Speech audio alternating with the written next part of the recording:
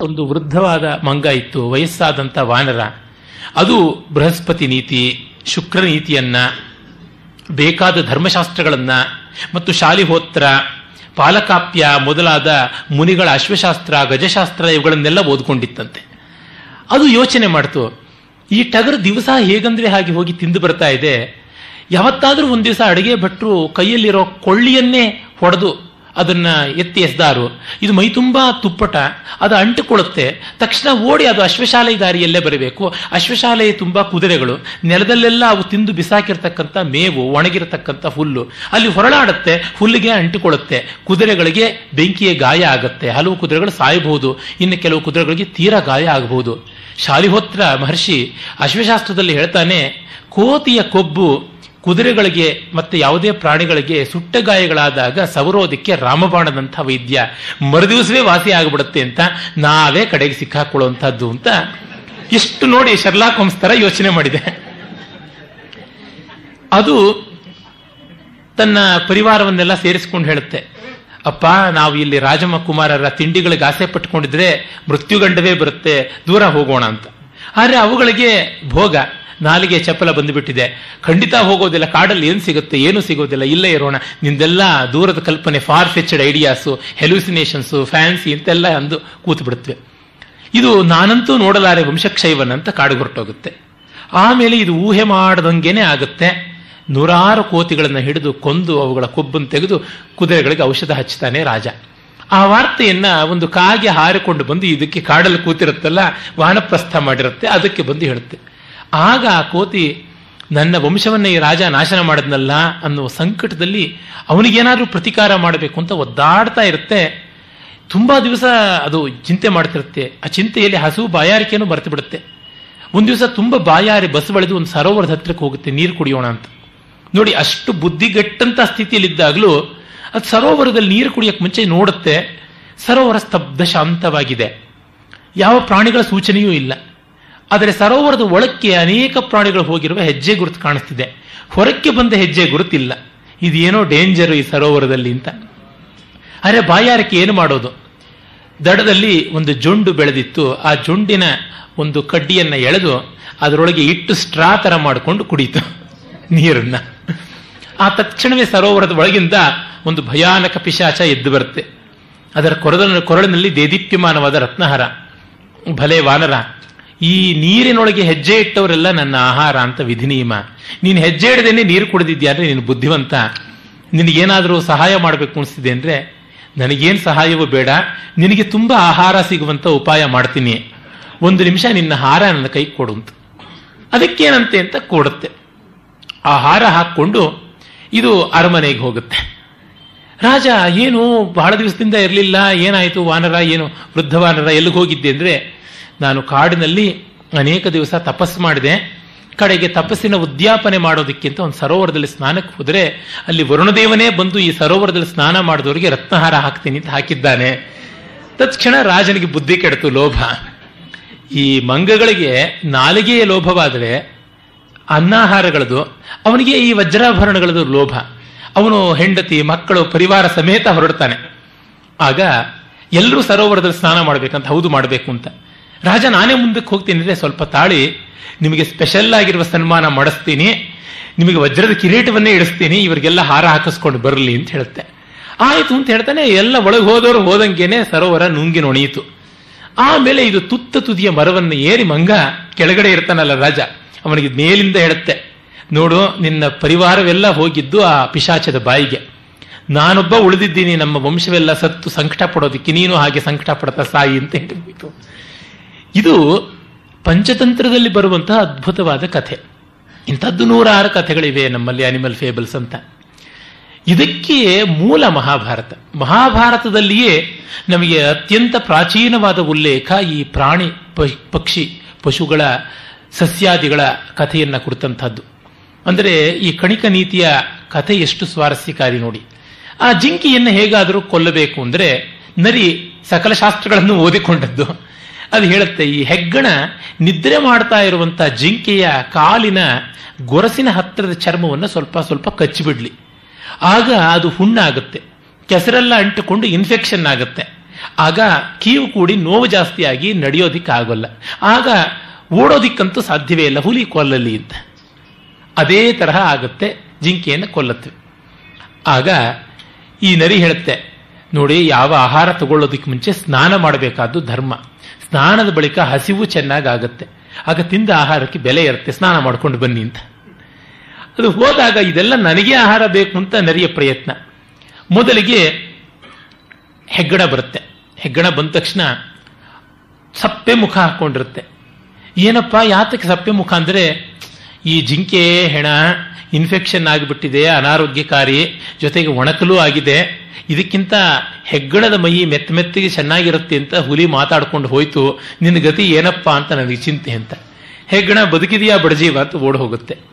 ಆಮೇಲೆ ತೋಳ ಬರುತ್ತೆ, ಹುಲಿ ಬರುತ್ತೆ. ಹುಲಿ ಬಂದಾಗ ಇದಿನ್ನೂ ಸಪ್ಪಿಗೆ ಮುಖ ಹಾಕೊಂಡಿರುತ್ತೆ. ಯಾಕೆ ಸಪ್ಪಿಗಿದೆಯಾ ಅಂದರೆ, ಆ ಹೆಗ್ಗಣದ ಧಿಮಾಕ್ ನೋಡಿದ್ರ, ನಾನು ಕಾಲು ಕಚ್ಚೋಷ್ಟು ತಾನೇ ಈ ಹುಲಿ ಬೇಟೆ ಆಡಿದ್ದು ಅನ್ನುತ್ತೆ, ನನ್ನ ಎಂಜಲು ಅದು ಬೇಟೆ ಆಡಿರೋದು ಅಂತ. ಇಂಥ ನೀಚ ಪ್ರಾಣಿಯನ್ನ ನಾವು ನೆಚ್ಕೊಳ್ಳೋದಕ್ಕೆ ಸಾಧ್ಯವ ಅಂತ.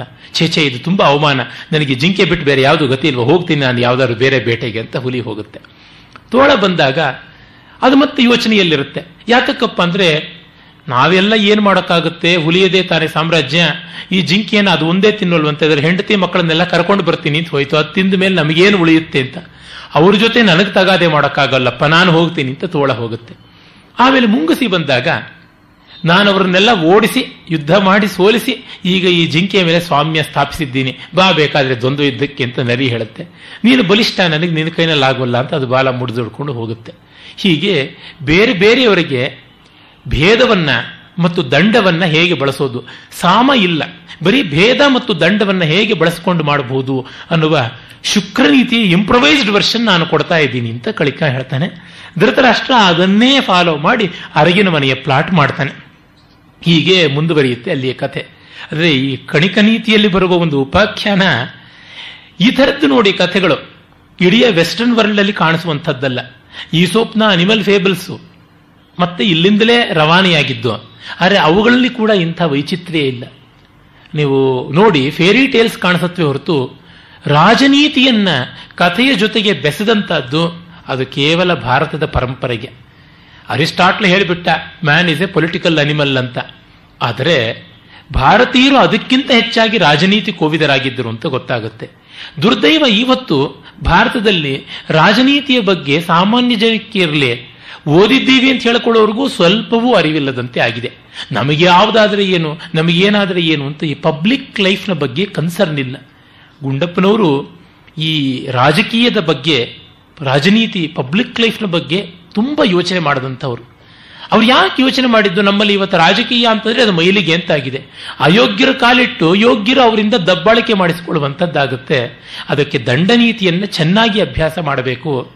ಶುಕ್ರ, ಬೃಹಸ್ಪತಿ, ಕೌಟಿಲ್ಯ, ಕಾಮಂದಕಾದಿಗಳ ಬೆಳಕನ್ನು ನಾವು ಮತ್ತೆ ಪಡೆಯಬೇಕು ಅನ್ನುವುದು ಅಲ್ಲಿಯ ಪಾಠ. ಇನ್ನು ನಾವು ಮಹಾಭಾರತದ ವನಪರ್ವದ ಒಂದು ಭಾಗಕ್ಕೆ ಬರೋಣ. ವನಪರ್ವಕ್ಕಿಂತ ಮುಂಚೆ ಇನ್ನೊಂದು ಸ್ವಾರಸ್ಯಕಾರಿಯಾದ ಸಣ್ಣ ಕಥೆ ಆದಿಪರ್ವದಲ್ಲಿಯೇ ಬರುವುದು. ಅದು ತಪತಿ ಸಂವರ್ಣರ ಉಪಾಖ್ಯಾನ. ಚಿಕ್ಕದಾದದ್ದು. ಅದಕ್ಕೆ ಉಪಷ್ಟಂಭಕವಾಗಿ ವಸಿಷ್ಠೋಪಾಖ್ಯಾನವೂ ಬರುತ್ತೆ. ಅದು ಸಾಕಷ್ಟು ಪ್ರಸಿದ್ಧ. ಆದರೆ ಅಲ್ಲಿ ಕೆಲವು ಸ್ವಾರಸ್ಯ ಇರುವ ಕಾರಣ ಅದನ್ನು ಸಂಕ್ಷೇಪವಾಗಿ ಮುಟ್ಟಿ ಮುಂದೆ ಅಗಸ್ತ್ಯೋಪಾಖ್ಯಾನದ ಕಡೆಗೆ ಹೋಗೋಣ.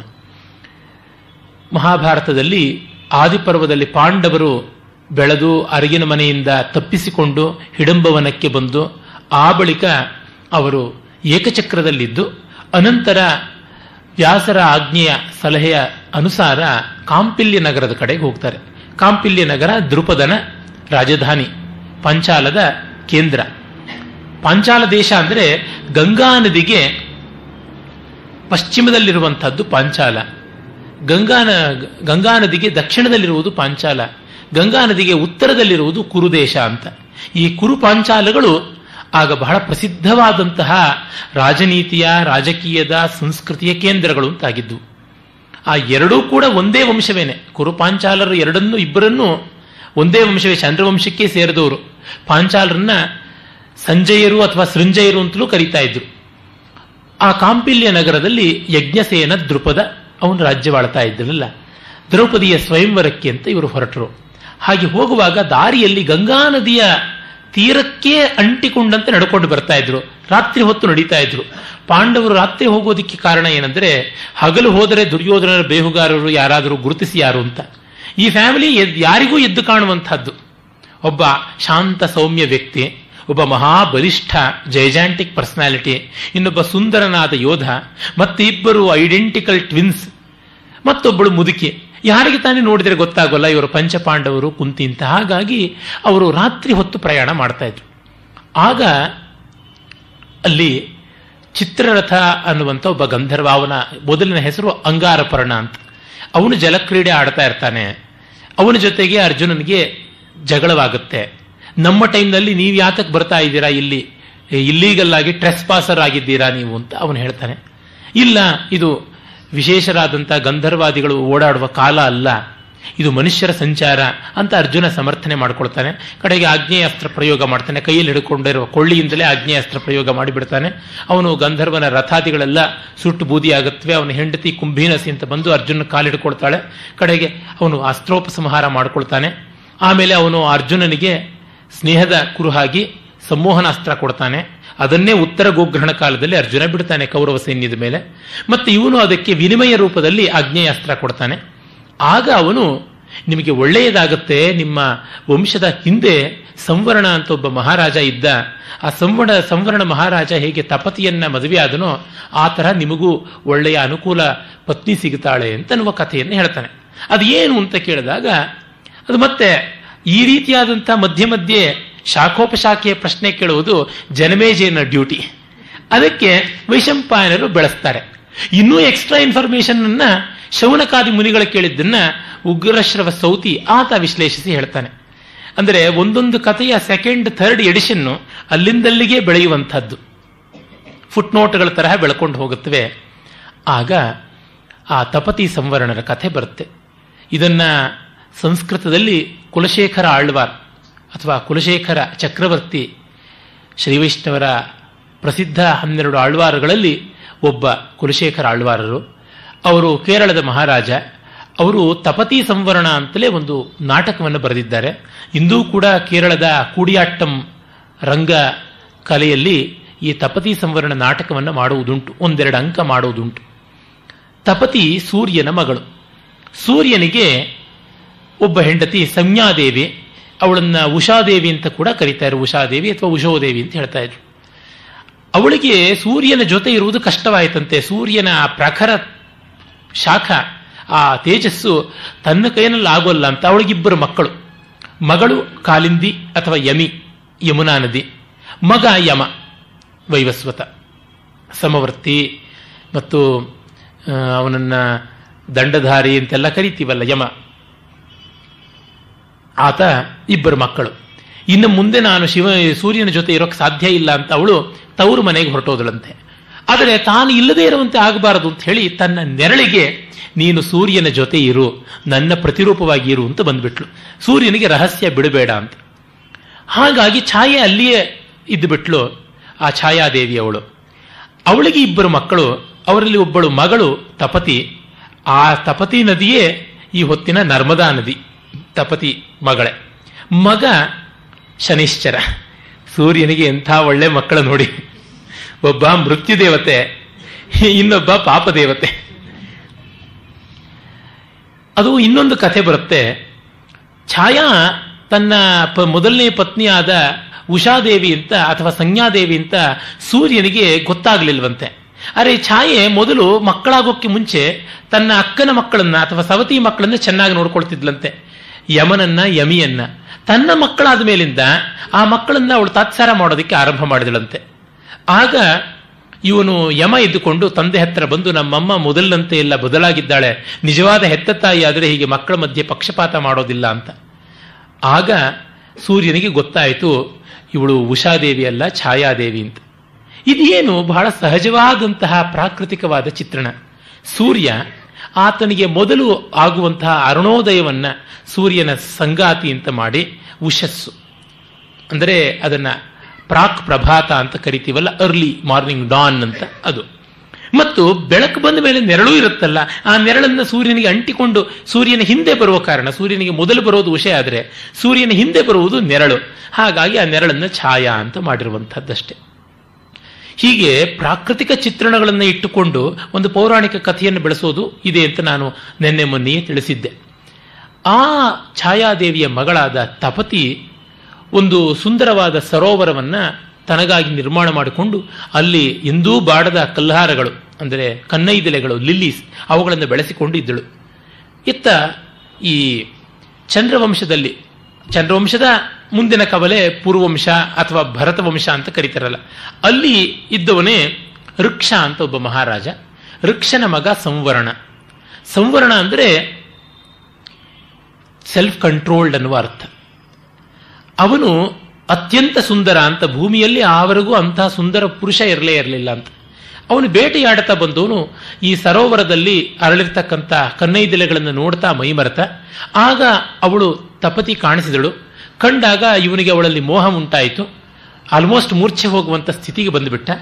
ಮತ್ತೆ ಸೈಲೆಂಟ್ ಆಗಿ ಮನೆಗೆ ಬಂದು ಸಪ್ಪಗೆ ತೆಪ್ಪಗೆ ಎದ್ದು ಬಿಟ್ಟ.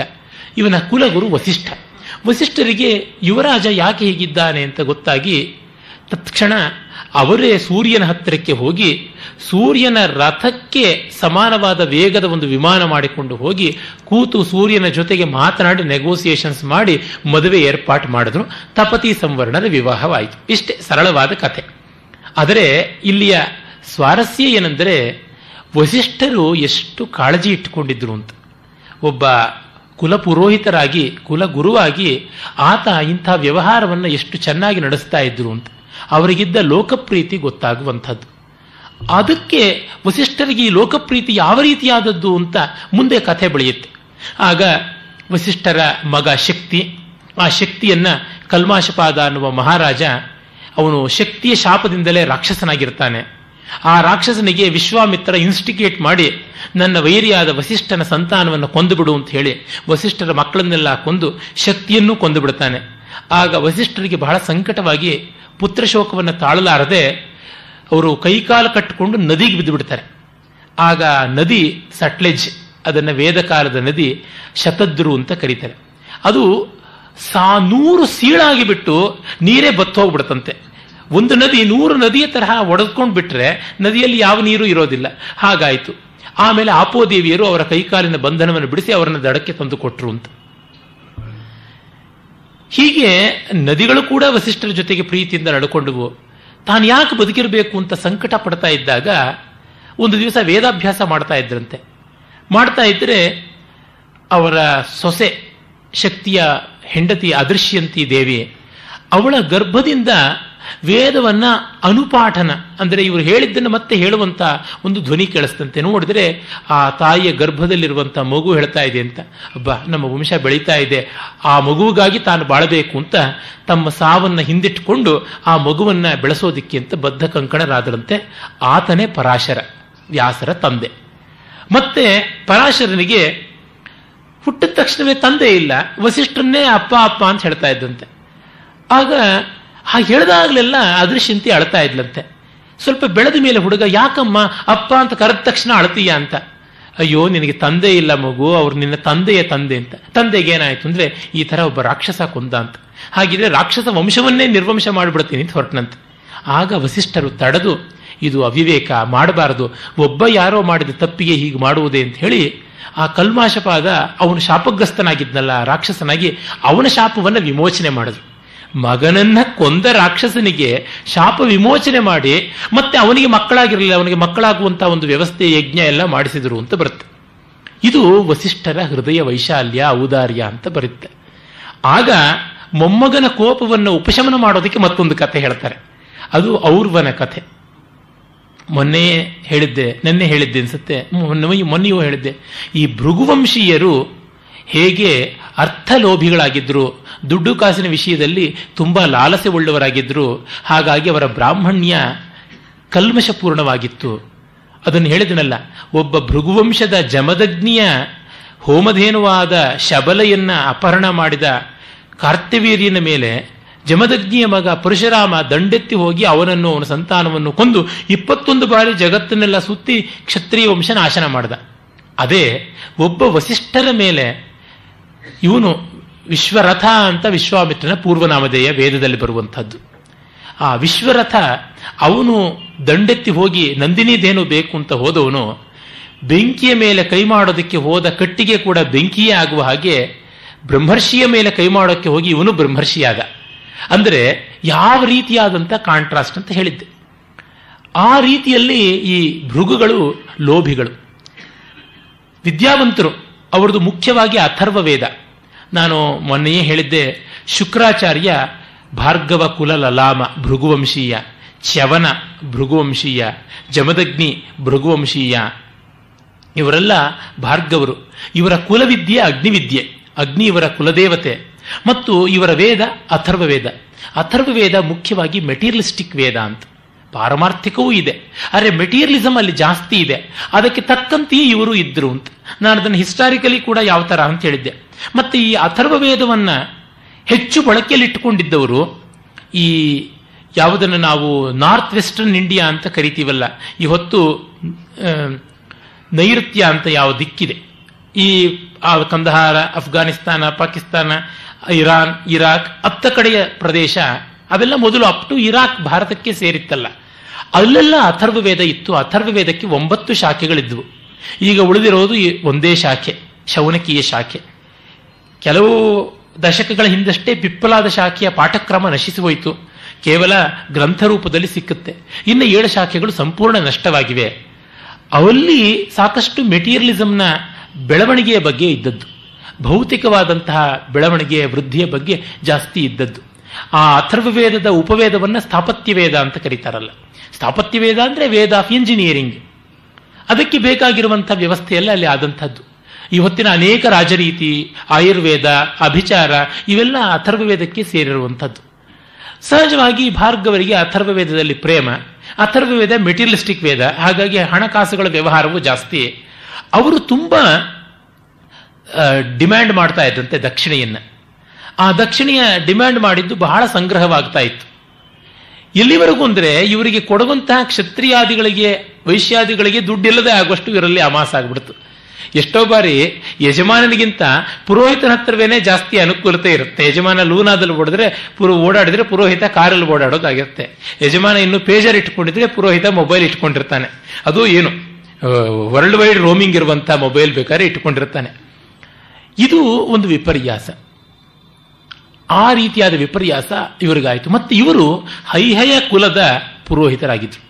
ಹೈಹಯರು ಗುಜರಾತ್, ಸಿಂಧ್, ರಾಜಸ್ಥಾನ ಈ ಪ್ರಾಂತವನ್ನ ಆಳ್ತಾ ಇದ್ದಂಥ ರಾಜರು. ಹೈಹಯರು ಯದುವಂಶಕ್ಕೆ ಸಂಬಂಧಪಟ್ಟಂಥವ್ರು. ಯದುವಂಶದ ಒಂದು ಕವಲೆ. ಯದುವಂಶ ತುಂಬ ಸಂಕೀರ್ಣವಾದಂಥದ್ದು. ಕಾರ್ತಿವೀರ್ಯ, ಅವನ ಪೂರ್ವಿಕ ಕೃತವೀರ್ಯ ಇವರೆಲ್ಲ ಹೈಹಯ ಕುಲದವರೇನೆ. ಅವರು ವ್ರಾತ್ಯಕ್ಷತ್ರಿಯರು, ಸದಾಚಾರಿಗಳಲ್ಲ. ಈ ಸದಾಚಾರಿಗಳಲ್ಲದವರಿಗೆ ಪೌರೋಹಿತ್ಯ ಮಾಡ್ಸಕ್ ಹೋಗುವಂಥವ್ರು ಈ ಭಾರ್ಗವ ವಂಶೀಯರು. ಯಾವ ತರಹ ಆದರೂ ಪರವಾಗಿಲ್ಲ, ಏನಾದರೂ ಸರಿಯೇ, ನಿಮಗೆ ನಾವು ಪೌರೋಹಿತ್ಯ ಮಾಡಿಸ್ತೀವಿ ಅಂತ ಹೇಳುವಂಥವ್ರು. ದುಡ್ಡು ಕೊಟ್ಟರೆ ಯಾವುದನ್ನು ಬೇಕಾದ್ರೆ ಮಾಡಿಸಬಲ್ಲವು ಅಂತ. ಇಲ್ಲ, ಉಪನಯನ ಮಾಡಿಸಬೇಕು ಅಂತಂದ್ರೆ ಒಟುವಿಗೆ ಉಪದೇಶ ಮಾಡತಕ್ಕಂಥ ತಂದೆ 12,000 ಗಾಯತ್ರಿ ಮಾಡಬೇಕು ಅಂತ ನಿಬಂಧ ಗ್ರಂಥಗಳಲ್ಲಿ ಉಂಟು. ಪರವಾಗಿಲ್ಲ, ತೊಂದರೆ ಇಲ್ಲ, 12 ಗಾಯತ್ರಿ ಮಾಡಿ ಅದಕ್ಕೆ ಪ್ರತ್ಯಾಮ್ನಾಯವಾಗಿ ಇಂತಿಷ್ಟು ದಾನ ಅಂತ ಮಾಡಿಬಿಡಿ ಅಂತ ಮಾಡಿಸುವಂತಹದ್ದು ವ್ಯವಸ್ಥೆಗಳು ನಡೆಯುತ್ತೆ. ಹೀಗೆ ಮಾಡಿದಾಗ ಆ ದಾನ ಸ್ವೀಕಾರ ಎಲ್ಲ ಮಾಡುವಂತಹದ್ದು ಭೃಗುವಂಶೀಯರೇನೆ. ಮತ್ತೆ ಭೃಗುವಂಶೀಯರಿಗೆ ಬಹಳ ದರ್ಪ, ಅಹಂಕಾರ ಕೂಡ ಇತ್ತು. ಇದನ್ನ ಈ ಋಷಿವಂಶವನ್ನು ಯಾತಕ್ಕೆ ಹೇಳ್ತಾ ಇದ್ದೀನಿ ಅಂದ್ರೆ, ಇದು ಇತಿಹಾಸ ಎಲ್ಲ ಸಂಬದ್ಧವಾಗಿರುವಂಥದ್ದು. ಈ western India, western part of the world is always materialistic. ಇವರೇ ಮತ್ತೆ ಮೈಗ್ರೇಟ್ ಆಗಿ ಹೋಗಿದ್ದು ವೆಸ್ಟ್ಗೆ. ಅಂದ್ರೆ ಸಹಜವಾಗಿ ಗ್ರೀಕರು, ರೋಮನರು, ಕ್ರೀಟನರು, ಮಿನೋವನರು, ಅಸ್ಸೀರಿಯಾ, ಅಕ್ಕಾಡಿಯಾ, ಬ್ಯಾಬಿಲೋನಿಯಾ, ಸುಮೇರಿಯಾ, ಈಜಿಪ್ಟು ಹೀಗೆ ಬೆಳ್ಕೊಂಡು ಹೋದಂತಹದ್ದು. ಎಲ್ಲಿವರೆಗೂ ಅಂತಂದ್ರೆ ಸೌತ್ ಅಮೆರಿಕಾವರೆಗೂ ಹೋಗುತ್ತೆ ಈ ರೀತಿಯಾದಂಥ ಮೈಗ್ರೇಷನ್. ಮಾಯಾ, ಇಂಕಾ, ಪೆರು ಅಲ್ಲೆಲ್ಲ ಕಾಣುವಂಥದ್ದಿದೆ. ಹೀಗೆ ಬೆಳಕೊಂಡು ಬಂತಿರಲಿ. ಅದರಿಂದ ಇವರನ್ನು ದೋಚಬೇಕು ಅಂತ ಹೈಹಯರು ತೀರ್ಮಾನ ಮಾಡಿಕೊಂಡ್ರು. ನಮ್ಮ ಪುರೋಹಿತರಾಗಿ ಇವರು ನಮಗಿಂತ ದುಡ್ಡು ಇಟ್ಕೊಂಡು ಬಿಟ್ಟಿದ್ದಾರೆ, ನಮಗೆ ಕಷ್ಟಕ್ಕೆ ಕೊಡ್ತಾ ಇಲ್ಲ, ಟ್ಯಾಕ್ಸ್ ಕೂಡ ಪೇ ಮಾಡ್ತಾ ಇಲ್ಲ, ಇವರನ್ನು ದೌರ್ಜನ್ಯದಿಂದಲಾದರೂ ನಾವು ಕಿತ್ತುಕೊಳ್ಬೇಕು ಅಂತ. ಹಾಗೆ ಹೋದಾಗ ಒಬ್ಬ ಭೃಗುವಂಶೀಯನಾದ ಬ್ರಾಹ್ಮಣನನ್ನ ಕೊಂದು ಅವನ ಹತ್ರ ಇರೋ ಸಂಪತ್ತನ್ನು ನೋಡಿದ ತಕ್ಷಣ ಇವರಿಗೆ ತಲೆ ತಿರುಗಿಬಿಡ್ತು. ಇಷ್ಟು ದುಡ್ಡಿರುತ್ತೆ ಅಂದ್ರೆ ಎಲ್ಲರನ್ನೂ ಕೊಂದು ಬಿಡಬೇಕು ಅಂತ. ಒಂದು ಮಟ್ಟಕ್ಕೆ ಅವರಿಂದ ಸೆಳೆಕೊಳ್ಳುವುದು ನ್ಯಾಯ, ಆದರೆ ಅದು ಅತಿರೇಕಕ್ಕೆ ಹೋಯಿತು.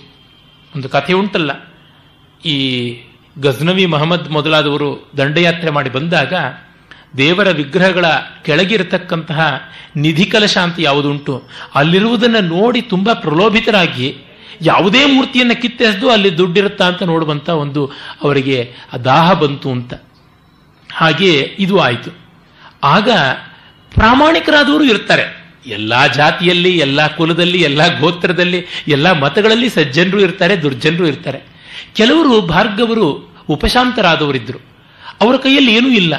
ಎಲ್ಲಿವರೆಗೂ ಹೋಯಿತು ಅಂದ್ರೆ ಭೃಗುವಂಶೀಯರ ಹೆಂಗಸರನ್ನ, ಗರ್ಭಿಣಿಯರನ್ನು ಕೂಡ ಹಿಡಿದು ಕೊಲ್ಲಬೇಕು, ಅವರು ಯಾರೂ ಉಳಿಯಬಾರದು ಅಂತ.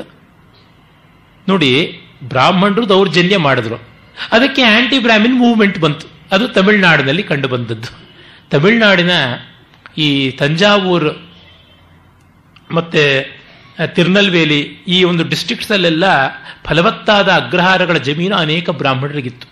ಹಲವರು ಅಗ್ರಹಾರ ಸ್ವಾಮಿಗಳಾಗಿ ಸಾಕಷ್ಟು ರೀತಿಯಲ್ಲಿ ಶ್ರೀಮಂತರಾಗಿ, ಶ್ರೀಮಂತಿಗೆ ಬಂದ ತಕ್ಷಣ ಬ್ರಾಹ್ಮಣ್ಯ ಇರೋದಿಲ್ಲ, ದೌರ್ಜನ್ಯವನ್ನು ಮಾಡಿದ್ರು ಕೆಳಗಿರ್ತಕ್ಕಂಥವ್ರ ಮೇಲೆ. ಆಮೇಲೆ ಅದು ಒಂದು ತೀವ್ರವಾದ ಆಂಟಿ ಬ್ರಾಹ್ಮಿನ್ ಮೂವ್ಮೆಂಟ್ ಆಗಿ ಮೊಮೆಂಟಮ್ ತೆಗೆದುಕೊಂಡು ಜಸ್ಟಿಸ್ ಪಾರ್ಟಿ ಅಂತ ಬಂದು ಜುಟ್ಟು ಕಂಡಲ್ಲಿ, ಜನಿವಾರ ಕಂಡಲ್ಲಿ ಕತ್ತರಿ ಹಾಕಬೇಕು ಅಂತ ಬಂದದ್ದು ನಿಮಗೆ ಗೊತ್ತೇ ಇದೆ. ಕಡೆಗೆ ಅದು ಎಲ್ಲಿ ಹೋಯಿತು ಅಂತಂದ್ರೆ, ಬ್ರಾಹ್ಮಣ ಅಂತ ಅನಿಸಿಕೊಂಡವನು ಬಟ್ಟ ಬಡವ ಆಗಿದ್ರು ಅವನು ನೀಚ ಅಂತನ್ನುವಂತೆ. ಒಂದು ರೆಕ್ಲೆಸ್ ಆಗಿ ವಿವೇಕ ಇಲ್ಲದೆ ಜಾತಿ ಮಾತ್ರದಿಂದ ಹಿಡಿದುಕೊಂಡು ಹೋದರೆ ಆಗುವಂಥದ್ದಿದೆ, ಎಲ್ಲೆಲ್ಲಿಯೂ ಆಗುವಂಥದ್ದಿದೆ.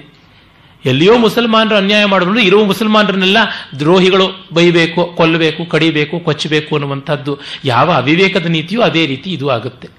ಏನಂದ್ರೆ ಒಂದು ವರ್ಗವನ್ನೇ ಬ್ರ್ಯಾಂಡ್ ಮಾಡುವಂಥದ್ದು. ಅದು ಆಯಿತು ಭೃಗುಗಳಿಗೆ. ಆಗ ಒಬ್ಬ ಗರ್ಭಿಣಿ ತನ್ನ ಗರ್ಭವನ್ನ ತೊಡೆಯಲ್ಲಿ ಬಚ್ಚಿಟ್ಕೊಂಡಳು ಅಂತ.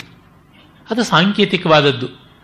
ಜಠರದ ಮುಂದೆ ಗರ್ಭ ಇದ್ದರೆ ಕಾಣಿಸುತ್ತೆ ಅಂತ ತೊಡೆಯಲ್ಲಿ ಗರ್ಭ ಇಟ್ಕೊಂಡ್ಳು ಅಂದ್ರೆ ಅಷ್ಟರ ಮಟ್ಟಗಳು ಹೆದರದಳು ಅಂತ. ಬೇಕಾದ್ರೂ ಅದನ್ನು ರಿಯಲಿಸ್ಟಿಕ್ ಆಗಿ ನೋಡಿದ್ರೆ ಮುಚ್ಚಿಟ್ಕೊಂಡ್ಳು, ಗರ್ಭ ಆಗಿದ್ದೇ ಇಲ್ಲ ಅನ್ನೋ ತರ ಮಾಡಿದಳು ಅಂತ. ಕಡೆಗೆ ಅವಳ ಗರ್ಭಪಾತ ಮಾಡಿಸಿದ್ರು. ಆದರೂ ಕೂಡ ಅರೆ ಗರ್ಭಪಾತ ಆದ ಮಗು ಬದುಕಿತ್ತಂತೆ. ಆ ಮಗು ತನ್ನ ತೇಜಸ್ಸಿನಿಂದ ಗರ್ಭಪಾತ ಮಾಡಿದ ಹೈಹೇಯ ಕ್ಷತ್ರಿಯಾಧಮರನ್ನ ಸುಟ್ಟು ಬೂದಿ ಮಾಡಿತು. ಆಮೇಲೆ ಅವನು ಬೆಳೆದು ದೊಡ್ಡವನಾಗಿ ಔರ್ವ ಅಂತ, ಊರು ತೊಡೆಯಿಂದ ಬಂದವನು ಅವನು ಔರ್ವ ಅಂತ. ಅವನು ಈ ಕ್ಷತ್ರಿಯ ವಂಶ ನಾಶನ ಮಾಡುವಂತ ಒಂದು ಯಾಗಕ್ಕೆ ತೊಡಗಿದರಂತೆ. ಈ ಸರ್ಪಯಾಗ, ಸರ್ಪಗಳನ್ನು ನಾಶ ಮಾಡೋಕ್ಕಾದರೆ ಕ್ಷತ್ರಿಯಾಂತಕವಾದಂಥ ಒಂದು ಯಾಗ. ಆಗ ಅವನ ಪೂರ್ವಜರು, ಪಿತೃದೇವತೆಗಳು ಬಂದು ಇದು ನಿನ್ನ ಕೆಲಸ ಅಲ್ಲ, ನೀನು ಮಾಡಬಾರದು ಅಂತ ತಡೆದರು. ನನಗೆ ಅವರ ಮೇಲೆ ಸಿಕ್ಕಾಪಟ್ಟೆ ಕೋಪ ಇದೆ, ಏನು ಮಾಡಲಿ ಅಂತೆ. ಕೋಪವನ್ನು ಎಲ್ಲಿ ಬಿಸಾಕಿದ್ರು ಅದು ಸುಡುತ್ತೆ. ಸಮುದ್ರಕ್ಕೆ ಬಿಸಾಕಪ್ಪ, ಕೋಪ ಬೆಂಕಿ, ಆ ಬೆಂಕಿಯನ್ನು ಸಮುದ್ರಕ್ಕೆ ಹಾಕು, ಸಮುದ್ರದಲ್ಲಿ ತಣ್ಣಗಾಗತ್ತೆ ಅಂತ. ನದಿ ಬಾವಿಗಳಲ್ಲಿ ಬಿಟ್ಟರೆ ಅದು ಬತ್ತು ಹೋಗ್ಬಿಡುತ್ತೆ, ಸಮುದ್ರಕ್ಕೆ ಹಾಕು ಅಂತ. ಸಮುದ್ರದಲ್ಲಿ ಕೂಡ ಈ ಔರ್ವನ ಕೋಪಾಗ್ನಿ, ಔರ್ವಾಗ್ನಿ, ಅದನ್ನೇ ವಾಡವಾಗ್ನಿ, ಬಡವಾಗ್ನಿ ಅಂತ ಕರೀತಾರೆ. ಅದು ಇವತ್ತು ಸಮುದ್ರದ ಒಳಗೆ ಉರಿತಾ ಇದೆ ಅಂತ. ಅಂದರೆ ಓಷಿಯಾನಿಕ್ ವಾಲ್ಕೆನೋಸ್ ಅಂತ ಯಾವುದಿವೆ, ಸಮುದ್ರದ ಗರ್ಭದಲ್ಲಿರುವಂತಹ ಯಾವ ಜ್ವಾಲಾಮುಖಿಗಳು, ಅವುಗಳನ್ನ ಈ ರೀತಿ ಸಂಕೇತಿಸಿದ್ದು ಅಂತ. ಇದರಿಂದ ಏನು ಗೊತ್ತಾಗುತ್ತೆ, ಮ್ಯಾರಿಟೈಮ್ ಕಲ್ಚರ್ ಆಗಿತ್ತು ಏನ್ಷಿಯಂಟ್ ಇಂಡಿಯಾ. ಅಂದರೆ ನೌಕಾ ಪ್ರಧಾನವಾದಂಥ ಸಂಸ್ಕೃತಿ ಇತ್ತು. ನಾನು ನಿನ್ನೆಯೇ ಹೇಳಿದ್ದೆ, ಕರಾವಳಿಯಲ್ಲಿ ಕೂಡ 600 ಇದ್ದವರೇ, ಎಲ್ಲ ಒಬ್ಬರೇ ಇದ್ದದ್ದು. ಅದು ಮತ್ತೆ ಉತ್ತರ ಭಾರತಕ್ಕೂ ಮೈಗ್ರೇಟ್, ಉತ್ತರ ಭಾರತದಿಂದ ದಕ್ಷಿಣ ಭಾರತಕ್ಕೆ ಹೀಗೆ ನಡೀತಲೇ ಇತ್ತು. ಅದು ಪ್ರೀ ಐಸ್ ಏಜ್ ಅಲ್ಲಿ ಆಗಿದ್ದಂಥದ್ದು ಅಂತೆಲ್ಲ ತಿಳಿಸಿದ್ದೆ. ಇರಲಿ, ಅದು ಇತಿಹಾಸದ ಶುದ್ಧ ಪಾಠ. ಇದೆಲ್ಲ ಅವರು ಗಮನಿಸಿದ್ದರು. ಪ್ರಾಕೃತಿಕವಾದಂಥ ಒಂದು ಘಟನೆಯನ್ನು ಗಮನಿಸಿ ಒಂದು ಜನಾಂಗವನ್ನ ನಾಶನ ಮಾಡಬೇಕು, ಒಂದು ಪಂಗಡವನ್ನ, ಒಂದು ವರ್ಗವನ್ನ ನಾಶನ ಮಾಡಬೇಕು ಅಂತ ಒಬ್ಬನಿಗೆ ಬಂದ ಕೋಪ ಸಮುದ್ರದಂಥ ನೀರ ನಿಧಿ, ಜಲನಿಧಿ, ಅದರ ಒಳಗೂ ಕುದೀತಾ ಇರುತ್ತೆ. ಸಮುದ್ರದ ಒಳಗೂ ಇರಬಲ್ಲ ಬೆಂಕಿ, ನೀರೊಳಗಿನ ಬೆಂಕಿ. ಅಂದರೆ ಎಷ್ಟು ಉಗ್ರತೆ ಈ ಒಂದು ಕಮ್ಯೂನಲ್ ಹೇಟ್ರೆಡ್ ಅಂತ. ಈ ಹೊತ್ತಿಗೆ ಅದನ್ನ ಹಾಗೆ ನೋಡಿದರೆ ಈ ಕಥೆ ಎಂಥ ಮೆಟಫಾರ್, ಅದ್ಭುತವಾದ ರೂಪಕ. ಜಾತಿ ಜಾತಿಗಳ ನಡುವಣ ದ್ವೇಷ ನೀರಲ್ಲಿ ಇಟ್ಟರೂ ಆರದ ಬೆಂಕಿ. ವಡಭಾಗ್ನಿಯ ರೀತಿ ಏನಂದ್ರೆ ಸಮುದ್ರ ನೀರನ್ನೇ ನುಂಗಿ ನೊಣದು ಬದುಕುತ್ತೆ ಅಂತ ಹೇಳೋದುಂಟು. ಆ ಮಟ್ಟಕ್ಕೆ ಹೋಗುತ್ತೆ. ಅದು ಬ್ರಾಹ್ಮಣ ಏನು, ಕ್ಷತ್ರಿಯ ಏನು, ವೈಶ್ಯ ಶೂದ್ರಾದಿಗಳೇನು, ಕ್ರಿಶ್ಚಿಯನ್, ಇಸ್ಲಾಂ ಅಂತ ಏನು, ಎಲ್ಲದರೊಳಗೂ ಇರುವಂತಹದ್ದು ಈ ಲೋಪ ದೋಷಗಳು, ಈ ಮಾತ್ಸರ್ಯ ಕ್ರೌರ್ಯದಿಂದ ಆಗುವ ಕಥೆ ಅಂತ ಗೊತ್ತಾಗುತ್ತೆ. ಇಂಥವು ನಮಗೆ ಪುರಾಣಗಳಿಂದ ತಿಳಿಯುವ ಸ್ವಾರಸ್ಯ. ಈಗ ಮತ್ತೊಂದು ಪ್ರಸಿದ್ಧವಾದ ಪೌರಾಣಿಕ ಕಥೆ, ಆ ಕಡೆಗೆ ಹೋಗೋಣ. ಅದು ಅಗಸ್ತ್ಯೋಪಾಖ್ಯಾನ. ಅಗಸ್ತ್ಯರ ಉಪಾಖ್ಯಾನ ಬಹಳ ವಿಸ್ತಾರವಾಗಿದೆ. ನಾನು ವಾಯು, ಸ್ಕಾಂದ, ಭಾಗವತ ಮೊದಲಾದ ಇತರ ಪುರಾಣಗಳಿಂದಲೂ ಅಗಸ್ತ್ಯರ ಕಥೆಗಳನ್ನು ಸೇರಿಸಿಕೊಂಡಿದ್ದೇನೆ. ಹಾಗೆ ವೇದದಲ್ಲಿ ಕೂಡ ಕಂಡುಬರುವ ಅಗಸ್ತ್ಯರ ವೈಷಯಿಕವಾದ ಒಂದು ಕೆಲವು ಮಾತುಗಳನ್ನು ಕೂಡ ಸೇರಿಸಿಕೊಂಡು ಹೇಳ್ತಾ ಇದ್ದೀನಿ. ಕಾರಣ ಇಷ್ಟೇ, ಬರೀ ಅದೊಂದು ಉಪಾಖ್ಯಾನ ಹೇಳಿದ್ರೆ ಆ ಉಪಾಖ್ಯಾನದ ಹಿನ್ನೆಲೆ ಮತ್ತೆ ಮುನ್ನೆಲೆ, ಹಿನ್ನೆಲೆ ವೇದ, ಮುನ್ನೆಲೆ ಪುರಾಣ. ಮಹಾಭಾರತಕ್ಕೆ ಮಹಾಭಾರತ ಒಂದು ರೀತಿ ವೇದಕ್ಕೂ ಪುರಾಣಕ್ಕೂ ನಡುವಣ ಮಧ್ಯಮಣಿ. ಅದರಿಂದಲೇ ಇದರೊಳಗೆ ವೇದಾಂಶಗಳು ಇವೆ, ಪುರಾಣಾಂಶಗಳು ಇವೆ, ಕಾವ್ಯಾಂಶಗಳು ಇವೆ, ಶಾಸ್ತ್ರಾಂಶಗಳು ಇವೆ. ಹಾಗಾಗಿ ಎಲ್ಲವನ್ನ ಕಾಣುವ ಒಂದು ಅವಕಾಶ ಇಲ್ಲಿ ಬರುತ್ತೆ. ಪಾಂಡವರು ವನವಾಸದಲ್ಲಿದ್ದಾರೆ. ಆಗ ಅರ್ಜುನ ಇಂದ್ರಕೀಲಕ್ಕೆ ಹೋಗಿ 2 ವರ್ಷಗಳ ಕಾಲ ಶಿವನನ್ನ ತಪಸ್ಸು ಮಾಡಿದ.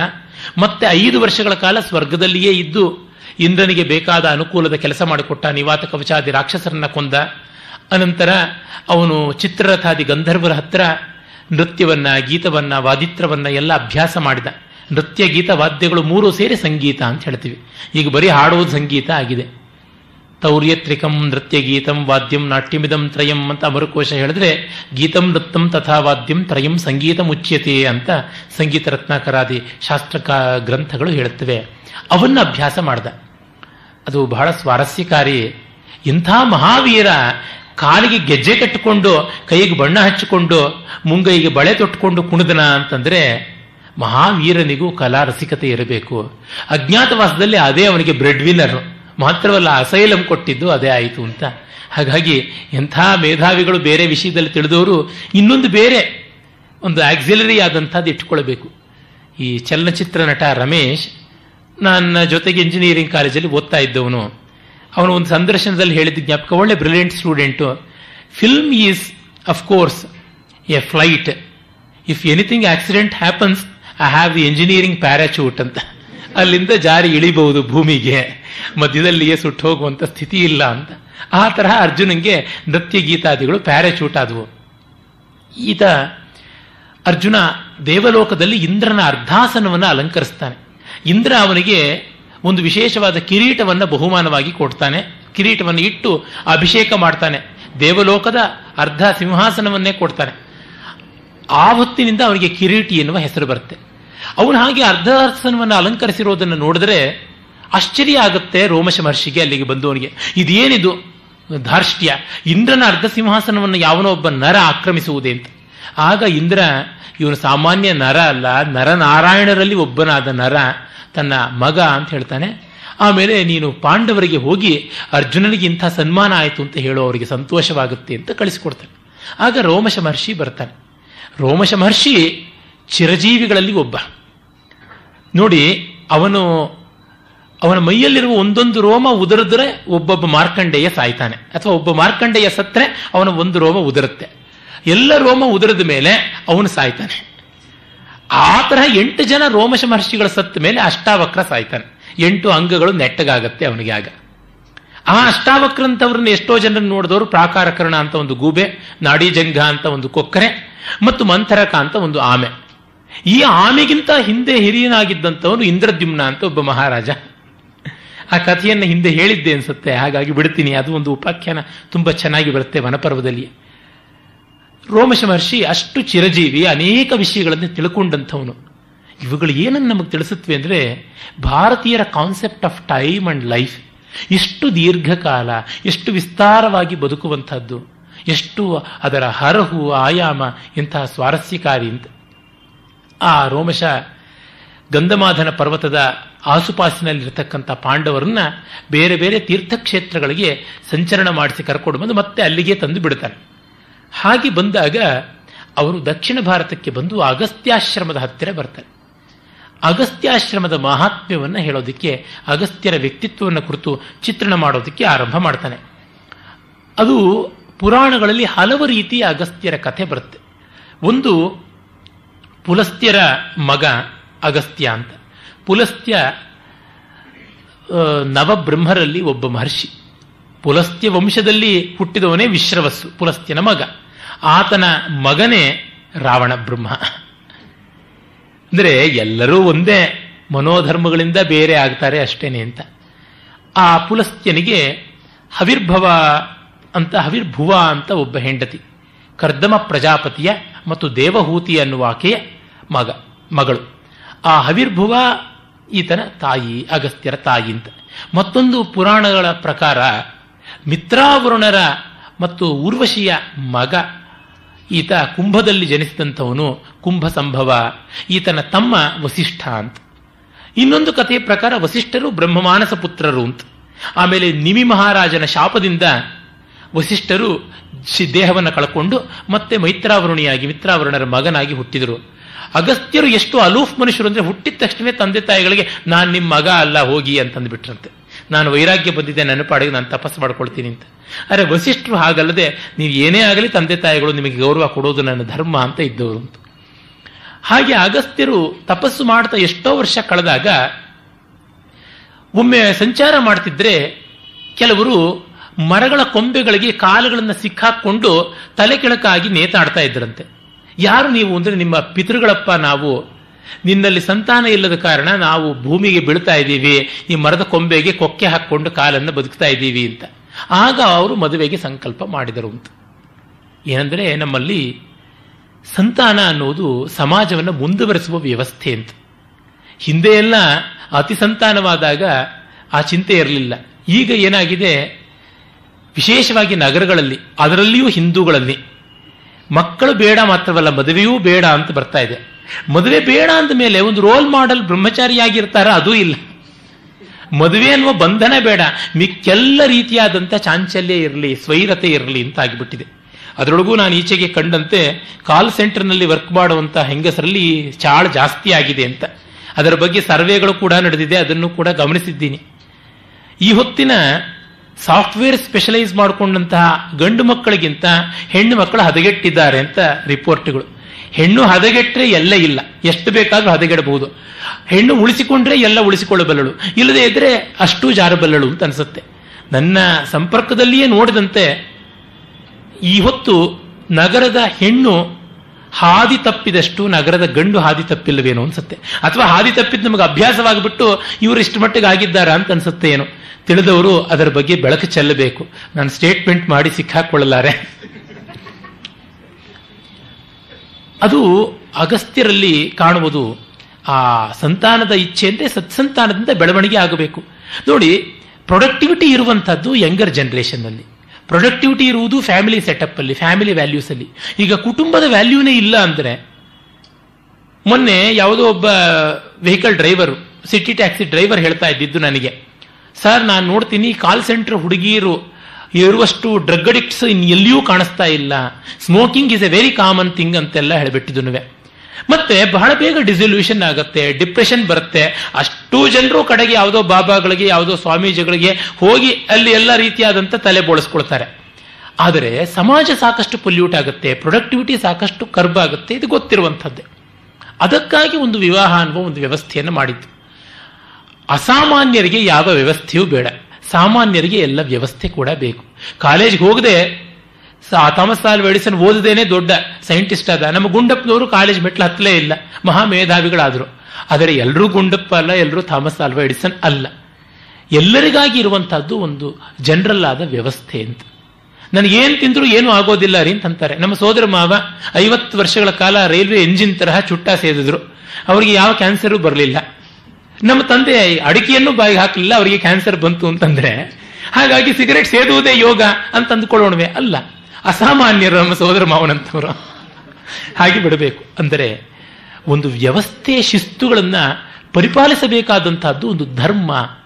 ಆ ದೃಷ್ಟಿಯನ್ನ ಇಲ್ಲಿ ಕಾಣುತ್ತೆ. ಪುರಾಣಗಳಲ್ಲಿ ಇಂಥದ್ದು ಬರುತ್ತೆ, ಪಿತೃದೇವತೆಗಳು ಉದ್ಧಾರವಾಗಲಿಲ್ಲ, ಉದುರೋಗ್ತಾ ಇದ್ದಾರೆ ಅಂತ. ಅದನ್ನು ಲಿಟ್ರಲ್ ಆಗಿ ಗ್ರಹಿಸುವಂಥದ್ದಲ್ಲ. ಈ ಕೌಟುಂಬಿಕ ಚೌಕಟ್ಟು ಅಂತ ಏನಿದೆ ಅದು ಬಹಳ ಮುಖ್ಯ ಅಂತ. ಅದು ತುಂಬಾ ದೊಡ್ಡ ಕಾಂಪ್ರಮೈಸ್ ಮೇಲೆ ನಿಂತಿರುವಂಥದ್ದು. ನನಗೆ ಪ್ರಶ್ನೆ ಕೇಳಬಹುದು, ನೀವು ಯಾತಕ್ಕೆ ಹಾಗಿಲ್ಲ ಅಂತ. ಈ ಥರದ್ದು ಹೇಳೋದಕ್ಕೋಸ್ಕರ ನಾನಿದ್ದೀನಿ ಅಂತ ಹೇಳಬೇಕಷ್ಟೇನೆ. ಸಮಾಜದ ಸ್ವಾಸ್ಥ್ಯವನ್ನು ಹದಗೆಡಿಸಿದಂತೆ ನಮ್ಮ ಸ್ವಾತಂತ್ರ್ಯವನ್ನು ಉಳಿಸಿಕೊಳ್ಳಬಹುದು. ಸಮಾಜದ ಸ್ವಾಸ್ಥ್ಯವನ್ನು ಹದಗೆಡಿಸುವಂತೆ ನಮ್ಮ ಸ್ವಾತಂತ್ರ್ಯ ಇದ್ದರೆ ಅದು ಸ್ವೈರಾಚಾರ ಅಂತ ಆಗುತ್ತೆ ಅಂತ. ಅದನ್ನು ಕಾಮಚಾರ ಅಂತಲೂ ಕರೀತಾರೆ ಶಾಸ್ತ್ರಜ್ಞರು. ಅಂಥದ್ದು ಆಗಬಾರದು ಅಂತ ಆ ಪಿತೃದೇವತೆಗಳ ಎಚ್ಚರ. ಮತ್ತು ಅಗಸ್ತ್ಯರು ಬಹಳ ದೊಡ್ಡ ಯೋಧ ಆಗಿದ್ದರು. ತುಂಬ ಜನಕ್ಕೆ ಅದು ಗೊತ್ತಿಲ್ಲ. A warring sage. ನಮ್ಮಲ್ಲಿ ಅನೇಕ ಋಷಿಗಳು ಯೋಧರಾಗಿದ್ದರು. ಈ ಭೃಗುವಂಶೀಯರೆಲ್ಲ ಆ ರೀತಿಯಾದವರೇನೆ. ಅವರಲ್ಲಿ ಅನೇಕರು ವಾರಿಂಗ್ ಆದಂಥವರು. ಈ ಅಗಸ್ತ್ಯರು ಅಂಥ ಒಬ್ಬ ಯೋಧರು. ಅವರು ಭಾರ್ಗವರಲ್ಲ, ಅಗಸ್ತ್ಯರೇ ಗೋತ್ರ ಪ್ರವರ್ತಕರು. ಆದರೆ ಅವರು ಯುದ್ಧತಂತ್ರವನ್ನು ಚೆನ್ನಾಗಿ ತಿಳಿದಿದ್ರು. ಬ್ರಾಹ್ಮ ಕ್ಷಾತ್ರಗಳನ್ನು ಚೆನ್ನಾಗಿ ಪಳಗಿಸಿಕೊಂಡಂಥವರು. ಅವರ ಶಿಷ್ಯ ಅಗ್ನಿವೇಶ. ಆ ಅಗ್ನಿವೇಶನೇ ದ್ರೋಣಾದಿಗಳಿಗೆಲ್ಲ ವಿದ್ಯಾಭ್ಯಾಸ, ದೃಪದನಿಗೆಲ್ಲ ವಿದ್ಯಾಭ್ಯಾಸ ಮಾಡಿಸಿಕೊಟ್ಟಂಥ ಗುರು. ಅಂದರೆ ದ್ರೋಣಾಚಾರ್ಯಂತವನು ಒಳ್ಳೆ ಮಹಾಗುರುವಾಗಿ ತಯಾರಾಗಬೇಕು ಅಂದರೆ ಆತನ ಗುರು ಹೇಗಿರಬೇಕು, ಅವನಿಗೆ ಪಾಠ ಕಲಿಸಿಕೊಟ್ಟಂಥ ಅಗಸ್ತ್ಯರ ಶಕ್ತಿ ಎಂಥದ್ದಾಗಿರಬೇಕು ಅಂತ. ಆಗ ಅಗಸ್ತ್ಯರು ಮದುವೆಗೆ ಸಂಕಲ್ಪ ಮಾಡಿದ್ರು. ಆಗ ವಿದರ್ಭ ದೇಶದ ರಾಜನೊಬ್ಬನ ಹತ್ರಕ್ಕೆ ಹೋಗಿ ಅವನಿಗೆ ಬಹಳ ಹಿಂದೆನೇ ಒಂದು ಒಳ್ಳೆಯ ಸಂತಾನಕ್ಕಾಗಿ ಒಂದು ಯಜ್ಞ ಮಾಡಿದ್ರಂತೆ. ಆ ಸಂತಾನ ಒಂದು ಲೋಪಾಮುದ್ರೆ ಅಂತ. ಅವಳಿಗೆ ಹಲವು ಹೆಸರುಗಳು ಇದ್ವು. ಲೋಪಾಮುದ್ರೆಯನ್ನ ಕೌಶೀತಕಿ ಅಂತ, ಕಾವೇರಿ ಅಂತ ಮತ್ತು ವರಪ್ರದ ಅಂತ ಹಲವು ಹೆಸರುಗಳಿಂದ ಕರೀತಾರೆ. ಈ ಲೋಪಾಮುದ್ರೆಯನ್ನು ಮದುವೆ ಮಾಡಿಕೊಳ್ಳಬಹುದು ಅಂತ ಅಗಸ್ತ್ಯರಿಗನ್ನಿಸ್ತು.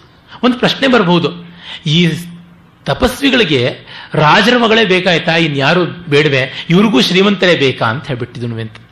ಆದರೆ ಅಲ್ಲಿ ಒಂದು ಉಂಟು, ಅಗಸ್ತ್ಯರು ಆಕೆಯ ಯೋಗ್ಯತೆಯನ್ನು ನೋಡಿದ್ದು. ಇನ್ನು ಯಾವ ಕನ್ಯೆಯಲ್ಲಿಯೂ ಇಲ್ಲದ ಯೋಗ್ಯತೆ ಇದೆ ಅಂತ. ಆದರೆ ತಂದೆಗೆ ಇಷ್ಟ ಇಲ್ಲ. ಈತನ ಕೊಟ್ಟರೆ ಮಗಳ ಕಾಡುಪಾಲಾಗ್ಬಿಡ್ತಾಳೆ, ಮಗಳು ಚೆನ್ನಾಗಿರಬೇಕಾದದ್ದು ಮುಖ್ಯ, ಮಗಳನ್ನು ಕಾಡುಗಟ್ಬಿಟ್ರೆ ಹೇಗೆ ಅಂತ ಆ ಚಿಂತೆಯಿಂದ ಕೊಡುವುದು ಹೇಗೆ ಅಂತ ಯೋಚನೆ ಮಾಡ್ತಾರೆ. ಅಸೈಡ್ ಟಾಕ್ಸ್ ಬೇಕಾಗಿಲ್ಲ. ಆಗ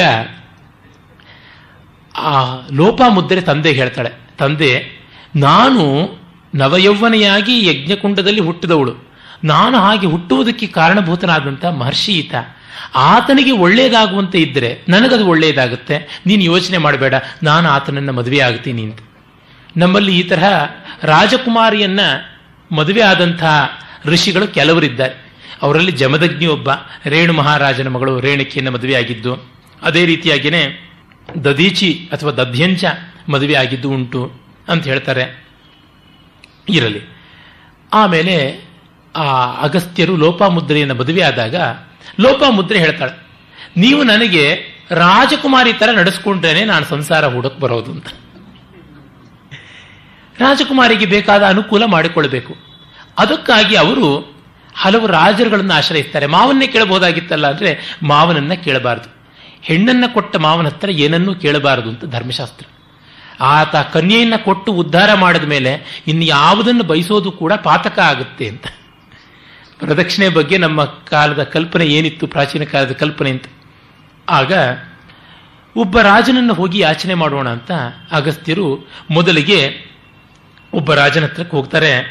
ಆತ ಶ್ರುತರ್ವ ಅಂತ, ಶ್ರುತರ್ವಾಣ, ಅವನು ಶ್ರುತರ್ವ ಅಥವಾ ಶ್ರುತರ್ವಾಣ ಅಂತ, ಅವನು ಶ್ರುತರ್ವ ಮಹಾರಾಜನ ಹತ್ರಕ್ಕೆ ಹೋಗಿ ಕೇಳ್ತಾರೆ, ಅಪ್ಪ, ಆ ಕೇಳುವ ಮಾತು ಬಹಳ ಚೆನ್ನಾಗಿದೆ. ವಿತ್ತಾರ್ಥಿನ ಮನುಪ್ರಾಪ್ತಂ ವಿದ್ಧಿಮಾಂ ಪೃಥಿವೀಪತೆ ಯಥಾಶಕ್ತ್ಯವಿಹಿಂಸಾ ಸ್ಯಾತ್ ಸಂವಿಭಾಗಂ ಪ್ರಯಚ್ಛಮೆ. ನಾನು ಧನಾಕಾಂಕ್ಷಿಯಾಗಿ ಬಂದಿದ್ದೇನೆ, ಆದರೆ ನಿನಗೆ ಶಕ್ತಿ ಇದ್ದಷ್ಟು ಪ್ರಜೆಗಳಿಗೆ ಹಿಂಸೆಯಾಗದೇ ಇರುವಂತಹ ರೀತಿಯಲ್ಲಿ ನೀನು ಸಂಪಾದನೆ ಮಾಡಿದ್ದೇನಾದರೂ ಇದ್ದರೆ, ನಿನಗೆ ತೊಂದರೆ ಇಲ್ಲದೆ ಇದ್ದರೆ ಅಂತಹ ದುಡ್ಡು ಕೊಡು ಅಂತ. ನಿನಗೇನಾದ್ರೂ ಸರ್ಪ್ಲಸ್ ಆಗಿದ್ದರೆ ಕೊಡು. ನನಗೆ ಕೊಡಬೇಕು ಅಂತ ಪ್ರಜೆಗಳಿಗೆ ಟ್ಯಾಕ್ಸ್ ಮಾಡಬೇಡ, ಮತ್ತೆ ನನಗೆ ಕೊಡಬೇಕು ಅಂತ ನೀನು ತೊಂದರೆಗೆ ಒಳಗಾಗಬೇಡ. ನಿನ್ನ ಬೊಕ್ಕಸದಲ್ಲಿ ಏನಾದರೂ ಎಕ್ಸ್ಟ್ರಾ ಇದ್ದರೆ ಕೊಡು ನನಗೆ ಅಂತ. ಆಗ ಈ ಶ್ಲೋಕದಿಂದ ಗೊತ್ತಾಗುತ್ತೆ, ಮಹಾರಾಜರಾಗ ಬಜೆಟಿಂಗ್ ಎಲ್ಲ ಚೆನ್ನಾಗಿ ಮಾಡ್ತಾ ಇದ್ರು. ಅದು ಮಾತ್ರವಲ್ಲ, ಬಜೆಟ್ನ ಎಲ್ಲ ಲೆಕ್ಕ ಪತ್ರಗಳನ್ನು ಇಟ್ಕೊಂಡಿದ್ರು ಅಂತ. ತುಂಬಾ ಜನಕ್ಕೆ ಗೊತ್ತಿಲ್ಲ.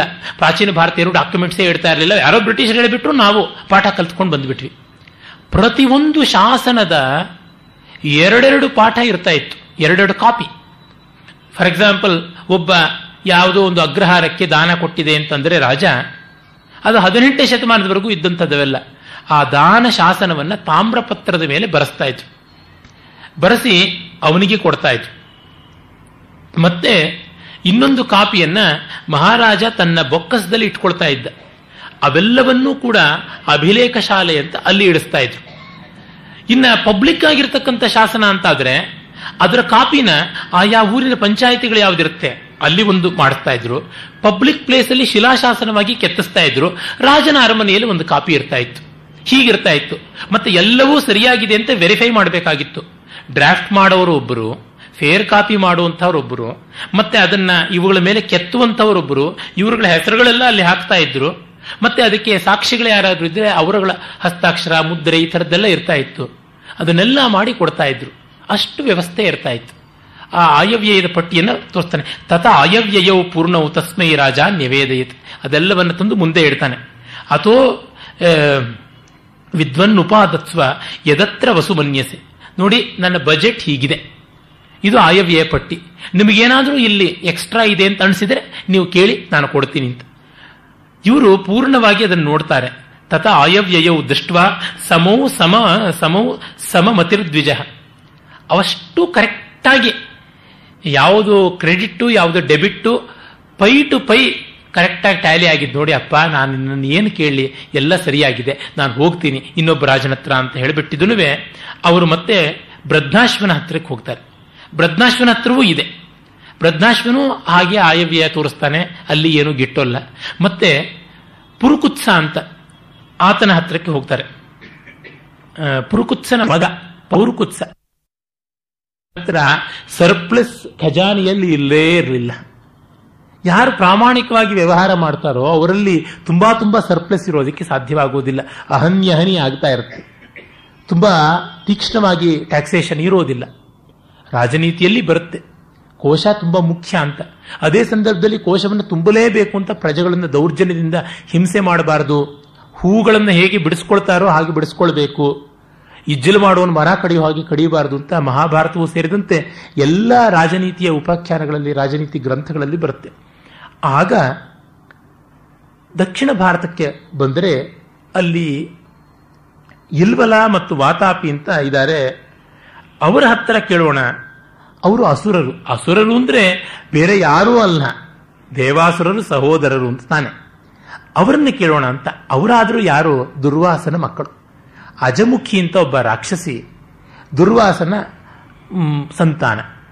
ಇದು ಯಕ್ಷಗಾನದ ಪ್ರಸಂಗಗಳಲ್ಲಿ ಕೂಡ ತುಂಬಾ ಚೆನ್ನಾಗಿ ಬರುತ್ತೆ. ಕುಮಾರ ವಿಜಯ ಅಂತ ಮುದ್ದಣ ಕವಿ ಒಂದು ಪ್ರಸಂಗ ಬರೆದಿದ್ದಾನೆ. ಅದರೊಳಗೆ ಅಜಮುಖಿ ಮತ್ತು ದುರ್ವಾಸರ ಪರಿಣಯದ ಸಂದರ್ಭ ಕೂಡ ಬರುತ್ತೆ. ಬಹಳ ತಮಾಷೆಯಾಗಿರತಕ್ಕಂಥ ಭಾಗ ಅದು.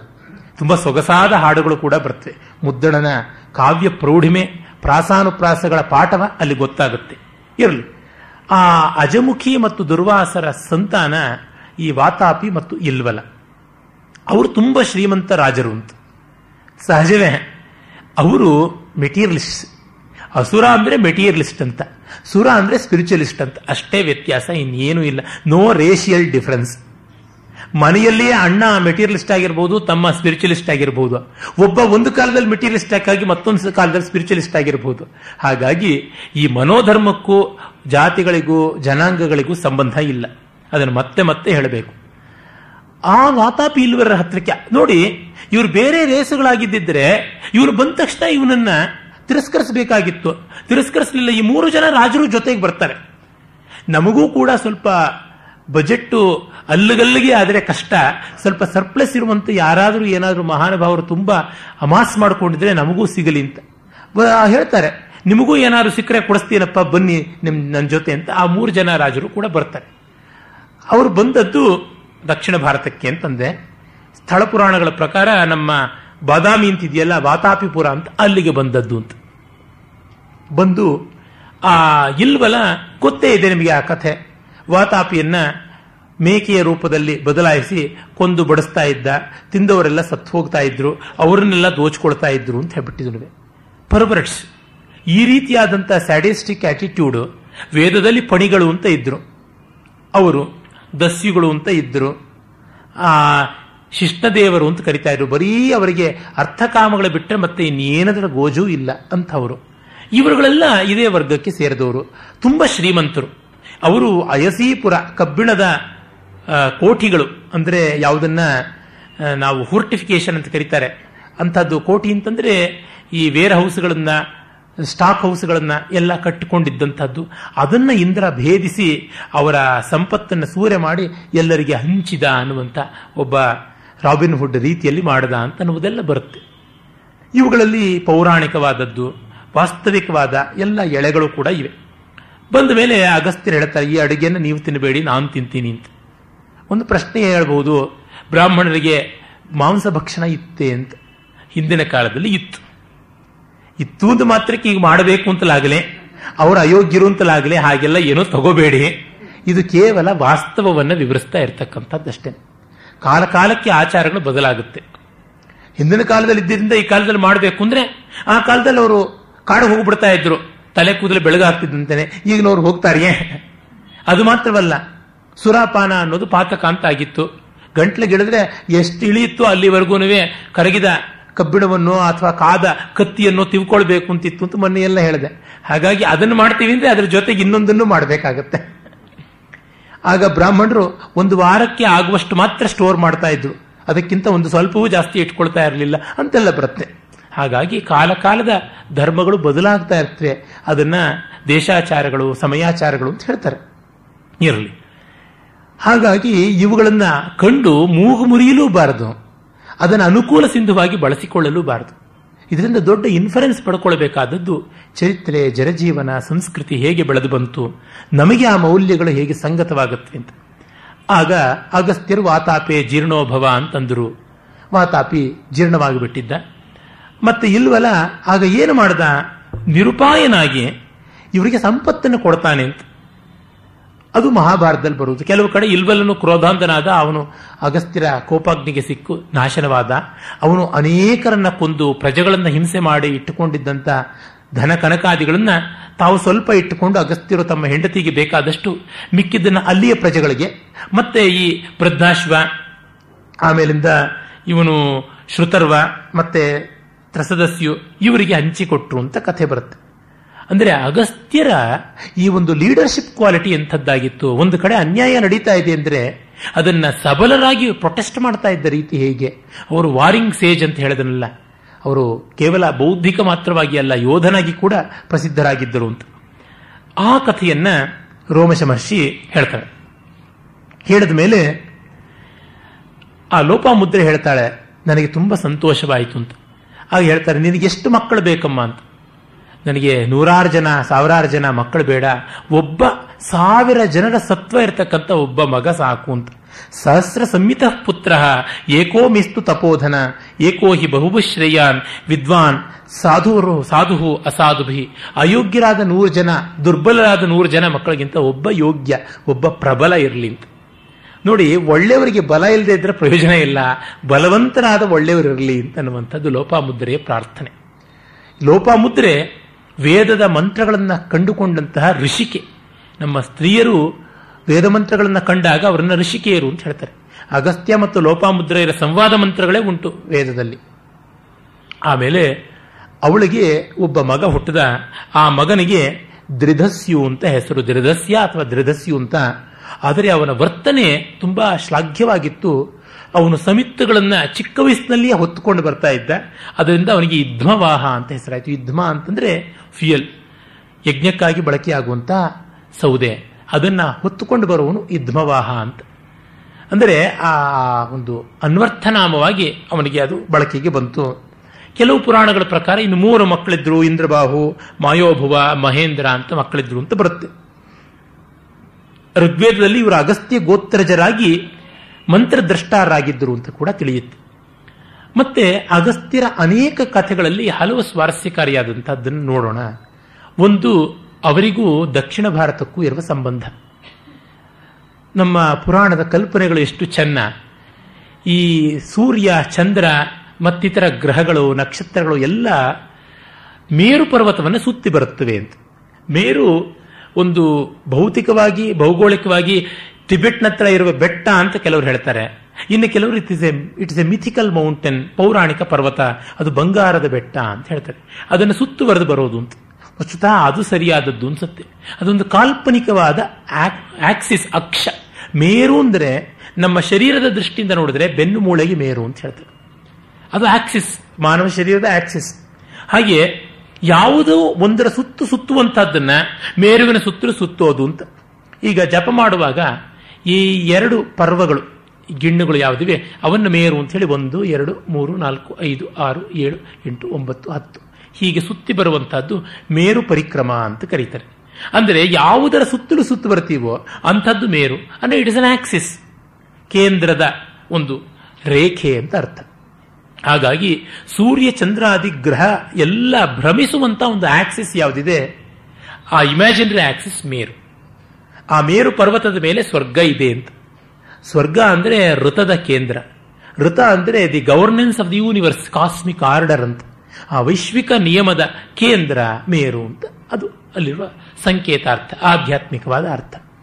ಆ ಮೇರುವಿನ ಸುತ್ತಲೂ ಸೂರ್ಯ ಚಂದ್ರಾದಿಗಳು ಸುತ್ತೋದನ್ನು ನೋಡಿ ವಿಂಧ್ಯ ಪರ್ವತಕ್ಕೆ ಕೋಪ ಬಂತಂತೆ. ನಾನೇನು ಕಡಿಮೆ, ನನ್ನ ಸುತ್ತಲೂ ಸುತ್ತಲಿ ಅಂತ. ಸೂರ್ಯ ಚಂದ್ರಾದಿಗಳು ಹೇಳಿದ್ರಂತೆ, ಇಲ್ಲ ಅದು ನಿಯತಿ, ವಿಧಿ, ಹಾಗೆ ಸುತ್ತಬೇಕು, ನಾವೇನು ಬಯಸಿ ಸುತ್ತಾ ಇರೋದಲ್ಲ, ಅದು ವ್ಯವಸ್ಥೆ ಅಂತ. ಆಗ ಇಲ್ಲ, ನಾನು ಬೆಳೆದು ಬಿಡ್ತೀನಿ ನಿಮಗೆ ಅಡ್ಡವಾಗಿ, ಆಗ ನೀವು ನನ್ನ ಪ್ರದಕ್ಷಿಣೆ ಮಾಡಲೇಬೇಕು ಅಂತ ಬೆಳೆಯೋದಿಕ್ಕೆ ಆರಂಭ ಮಾಡ್ತು ಅಂತ. ಇದನ್ನ ಭೌತಿಕವಾದ ಸ್ತರದಲ್ಲಿ ಹೇಳೋದುಂಟು.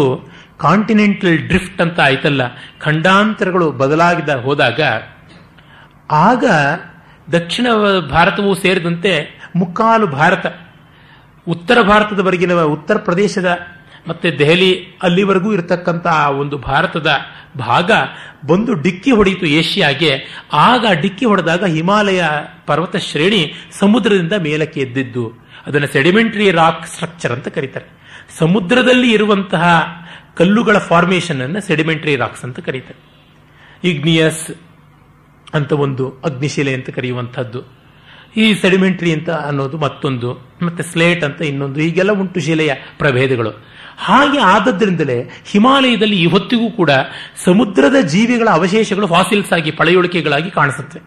ಹಿಮಾಲಯದಲ್ಲಿ ಯಾವ ಸಮುದ್ರ ಬರಬೇಕು ಅಂದ್ರೆ ಆಗ ಇದ್ದಂಥ ಸಮುದ್ರದ ಒಳಗಿದ್ದವು ಅವು ಬೆಳೆದದ್ದು. So the youngest mountain ranges in the world are Himalayas ಅಂತ ಹೇಳುವುದುಂಟು. Youngest and very predominant mountain range ಅಂತ ಹೇಳ್ತಾರೆ. ಆದರೆ ವಿಂಧ್ಯ ಮೊದಲಿಂದಲೂ ಇದ್ದದ್ದು. ಹೀಗಾಗಿ ವಿಂಧ್ಯ ಪ್ರಾಚೀನವಾದದ್ದು, ಅದರಿಂದ ಎತ್ತರ ಅಂತ. ಪ್ರಾಚೀನತೆಯಿಂದ ಎತ್ತರ. ಅಣ್ಣ ತಮ್ಮನಿಗಿಂತ ಎತ್ತರವಾಗಿರ್ತಾನೆ ವಯಸ್ಸಿನಿಂದ, ಶರೀರದಿಂದ ಅಲ್ಲ. ಈ ಒಂದು ಕಲ್ಪನೆ ಹೀಗೆ ಕಥೆಯಾಗಿರಬೇಕು ಅಂತ ಕೆಲವರು ಹೇಳ್ತಾರೆ. ಇನ್ನು ಅದಕ್ಕೆ ಆಧ್ಯಾತ್ಮಿಕವಾದ ಅರ್ಥ ಏನಂದ್ರೆ, ಮೇರುವನ್ನ ಬಿಟ್ಟು ಮತ್ತೊಂದು ಇದೆಯಲ್ಲ ಅದು ಬೆಳೆಯುವಂತಹದ್ದು. ಒಂದು ಪವರ್ ಸೆಂಟರ್ ಋತ ಇದ್ದರೆ ಆ ಋತಕ್ಕೆ ವಿರುದ್ಧವಾಗಿ ಆ ಅನೃತ ತಾನು ಎದ್ದು ನಿಂತುಕೊಳ್ತೀನಿ ಅಂತಂದ್ರೆ ಅದನ್ನು ಅಗಸ್ತ್ಯ ಮೆಟ್ಟಿದಂಥದ್ದು ಅಂತ. ಅಗಸ್ತ್ಯ ಅನ್ನುವ ಹೆಸರು ಬಂದದ್ದೇ ಇದರಿಂದ. ಅಗಂ ಅಸ್ಯತಿ, ಅಗಹ ಅಗಂ ಸ್ಥಾಯತಿ, ಅಗಹ ಸ್ತ್ಯಾನಃ ಅಂತೆಲ್ಲ ನಿರ್ವಚನ ಉಂಟು. ಅಗಂ ಅಸ್ಯತಿ ಅಂತಂದ್ರೆ ಬೆಟ್ಟವನ್ನ ಏರಿ ನಿಲ್ತ್ಕೋತಾನೆ ಅಂತ ಹೇಳ್ಬಿಟ್ಟು ಅರ್ಥ. ಇನ್ನೊಂದು ಅಗಂ ಅಗಹ ಸ್ತ್ಯಾನಃ, ಬೆಟ್ಟ ಸ್ತಬ್ಧವಾಯಿತು ಯಾರಿಂದ? ಅಗಹ ಸ್ತ್ಯಾನಃ ಏನ ಸಹ ಅಗಸ್ತ್ಯ. ಅಥವಾ ಅಗಂ ಅಸ್ಯತೀತಿ ಅಗಸ್ತಿ, ಅಗಸ್ತಿ ಅಗಸ್ತ್ಯ ಅಂತ 2 ರೂಪಗಳು ಉಂಟು. ಬೆಟ್ಟವನ್ನ ಮೆಟ್ಟಿ ನಿಂತವನು, ಬೆಟ್ಟದ ಬೆಳವಣಿಗೆಯನ್ನ ಸ್ತಂಭಿಸಿದವನು ಅಂತ. ಅಂದ್ರೆ ಅನೃತವನ್ನ ತಡೆದಂಥವನು, ನಿವಾರಣೆ ಮಾಡದಂಥವನು. 2 ಸೆಂಟರ್ಸ್ ಇರಬಾರ್ದು, 2 ಪವರ್ ಸೆಂಟರ್ಸ್ ಇರಬಾರ್ದು. It is dangerous. ನಮಗೆ ಈಗ ಕೇಂದ್ರದಲ್ಲಿ ಆಗಿರುವುದೇ. ಆ ತರಹ ಈ ಒಂದು ಅಪಾಯವನ್ನ ಅಗಸ್ತ್ಯ ಕಂಡದ್ದು. ಆಗ ಎಲ್ಲರೂ ಬೇಡ್ಕೊಳ್ತಾರೆ. ಕಾಶಿಯಲ್ಲಿ ಇದ್ದದ್ದು ದಿವೋದಾಸನ ಹತ್ತಿರ ಇದ್ದದ್ದು ಅಗಸ್ತ್ಯರು. ನಾನು ಬರ್ತೀನಪ್ಪ ಪರವಾಗಿಲ್ಲ ಅಂತ ಹೇಳಿ ದಕ್ಷಿಣ ಭಾರತಕ್ಕೆ ಬಂದರು ಅಂತ.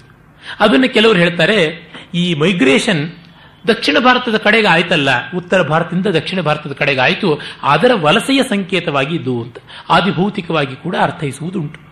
ಆ ವಿಂಧ್ಯವನ್ನ ದಾಟಿ ಬಂದದ್ದು, ವಿಂಧ್ಯವನ್ನ ಮೆಟ್ಟಿ ಬಂದದ್ದರ ಸಂಕೇತ ಅಂತ ಹೇಳಿಬಿಟ್ಟು. ಏನೇ ಇರಲಿ, ವಿಂಧ್ಯ ಪರ್ವತದಂತಹ ಪರ್ವತ ಕೂಡ ಅಗಸ್ತ್ಯನ ನೋಡಿ ತಲೆಬಾಗುತ್ತು ಅಂತ, ಅಥವಾ ವಿಂಧ್ಯ ಪರ್ವತವನ್ನ ಕೂಡ ಅವರು ಟ್ರೆಕ್ಕಿಂಗ್ ಮಾಡಿ ದಾಟಿಕೊಂಡು ಬರಬಲ್ಲಂತ ಸಾಮರ್ಥ್ಯಶಾಲಿಗಳಾಗಿದ್ದರು ಅಂತ ಕೂಡ ಆಗತ್ತೆ. ಹಾಗೆ ಬಂದರು ಅಂತ. ಮತ್ತೊಂದು ಕಥೆ ಉಂಟು ಸ್ಕಾಂದ ಪುರಾಣದಲ್ಲಿ. ಶಿವಪಾರ್ವತಿಯರ ಮದುವೆ ಓಷಧಿಪ್ರಸ್ಥ ಅಂತ. ಹಿಮವಂತನ ರಾಜಧಾನಿ ಹಿಮಾಲಯದಲ್ಲಿ ಓಷಧಿಪ್ರಸ್ಥ. ಅಲ್ಲಿ ಮದುವೆ ಆದಾಗ 3 ಲೋಕದ ದೇವತೆಗಳು, ಗಂಧರ್ವ, ಕಿನ್ನರ, ಕಿಂಪುರುಷಾದಿ ಎಲ್ಲ ಮಹಾಸತ್ವಗಳು ಅಲ್ಲಿಗೆ ಬಂದು ಸೇರ್ಕೊಳ್ತಂತೆ. ಸೇರ್ಕೊಂಡ ತಕ್ಷಣ ಇಂಬ್ಯಾಲೆನ್ಸ್ ಆಗ್ಬಿಡುತ್ತೆ, ಉತ್ತರದ ಕಡೆಗೆ ಭೂಮಿ ಬಾಗೋಕ್ ಶುರು ಆಗ್ಬಿಡುತ್ತಂತೆ. ಆಗ ಕೌಂಟರ್ ವೆಯ್ಟ್ ತರಹ ದಕ್ಷಿಣಕ್ಕೆ ಯಾರಾದರೂ ಹೋಗಿ ಬ್ಯಾಲೆನ್ಸ್ ಮಾಡಬೇಕು ಅಂತ ಆಗ ಒಬ್ಬ ಅಗಸ್ತ್ಯರಿಗೆ ಸಾಧ್ಯ ಅಂತ ಹೇಳಿ ಅಗಸ್ತ್ಯರನ್ನ ಕಳಿಸಿದ್ರಂತೆ. ಆಗ ಅಗಸ್ತ್ಯರು, ನನಗೆ ಶಿವಪಾರ್ವತಿಯರ ಮದುವೆ ಮಿಸ್ ಆಗ್ಬಿಡುತ್ತಲ್ಲ, ನಾನು ಏನು ಮಾಡಲಿ ಅಂತ. ತೊಂದರೆ ಇಲ್ಲಪ್ಪ, ನಿನ್ನ ಕಣ್ಣೆದುರಿಗೆ ಮತ್ತೆ ಮದುವೆ ಮಾಡ್ಕೊಂಡ್ರೆ ಆಯ್ತು, ನೀನು ಮೊದಲು ಹೋಗು ಅಂತ ಶಿವ ಹೇಳದ ಅಂತ. ಆ ದೃಷ್ಟಿಯಿಂದ ಅಗಸ್ತ್ಯರು ಬಂದರು ಅಂತ.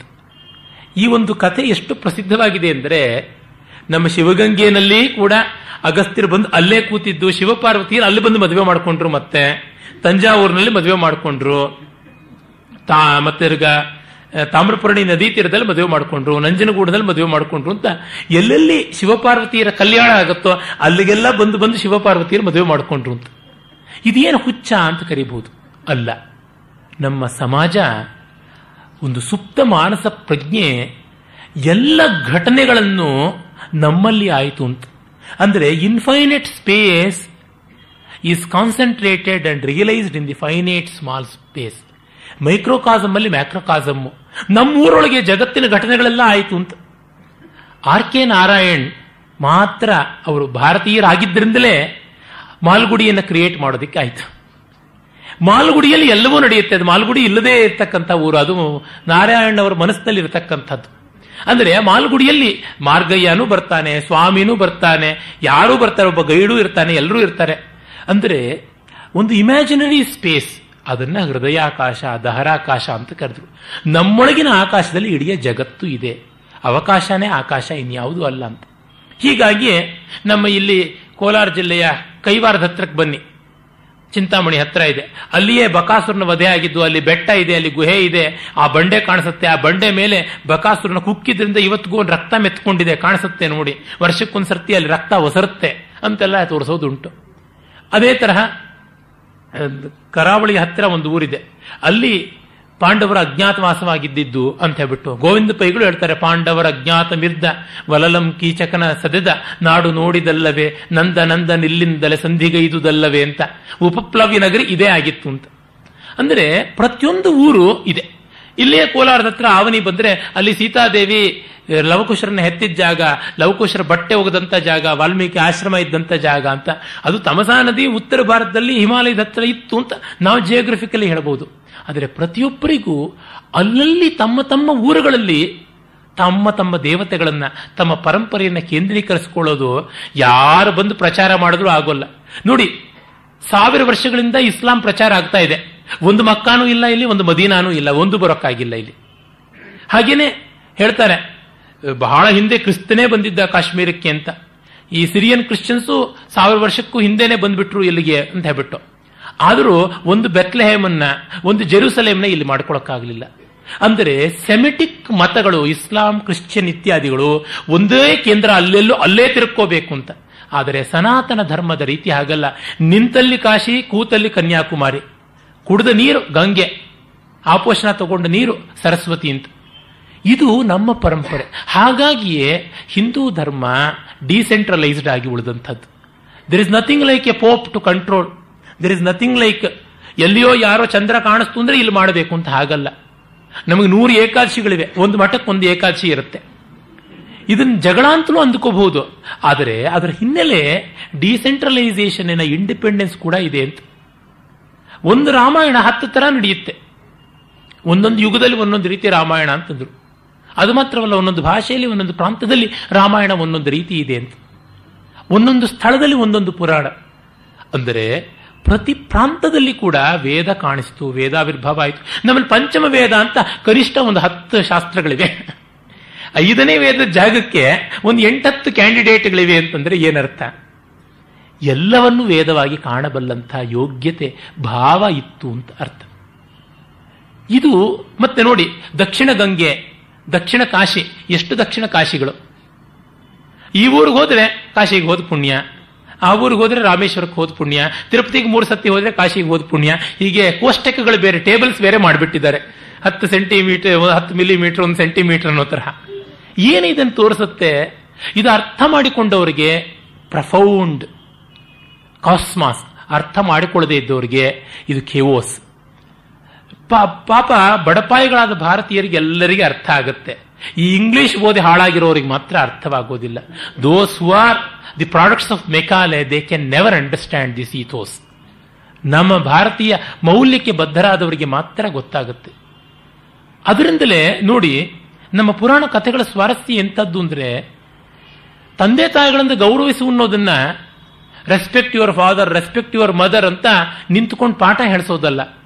ಗಣಪತಿಯ ಕಥೆ 3 ಲೋಕಗಳನ್ನು ಪ್ರದಕ್ಷಿಣೆ ಮಾಡಿದವರಿಗೆ ಈ ಫಲ ಅಂತ ಹೇಳಿದಾಗ, ನವಿಲಿನ ಮೇಲೆ ಕೂತ್ಕೊಂಡು ಹಾರು ಹೋಗ್ಬಿಟ್ಟ ಸುಬ್ರಹ್ಮಣ್ಯ. ಎರ್ದಿಗಿರುವ ತಂದೆ ತಾಯಿಗಳನ್ನು ಪ್ರದಕ್ಷಿಣೆ ಮಾಡಿದ ಡೊಳ್ಳು ಹೊಟ್ಟೆ ಇರುವ ಗಣಪತಿ. ಅವನು ಭೂ ಪ್ರದಕ್ಷಿಣೆ ಮಾಡಿದಂತ ಪುಣ್ಯ ಪಡ್ಕೊಂಡಂತ ಅವನಿಗೆ ಫಲ ಸಿಕ್ತು ಅಂತಂದ್ರೆ, ಇದಕ್ಕಿಂತ ಚೆನ್ನಾಗಿ ತಂದೆ ತಾಯಿಗಳನ್ನು ಗೌರವಿಸುವಂತ ಒಂದು ಮೆಸೇಜ್ ಬೇಕೇ? ತಂದೆ ತಾಯಿಗಳನ್ನು ಗೌರವಿಸು, ಮಾತೃದೇವೋ ಭವ ಪಿತೃದೇವೋ ಭವ ಅನ್ನುವುದು ಅಭಿಧಾವೃತ್ತಿ, ಪ್ರಭು ಸಂಹಿತೆ. ಆದರೆ ತಂದೆ ತಾಯಿಗಳನ್ನು ಪ್ರದಕ್ಷಿಣೆ ಮಾಡಿದ ಗಣಪತಿಗೆ ಫಲ ಸಿಕ್ತು. ಎಂಥದ್ದು?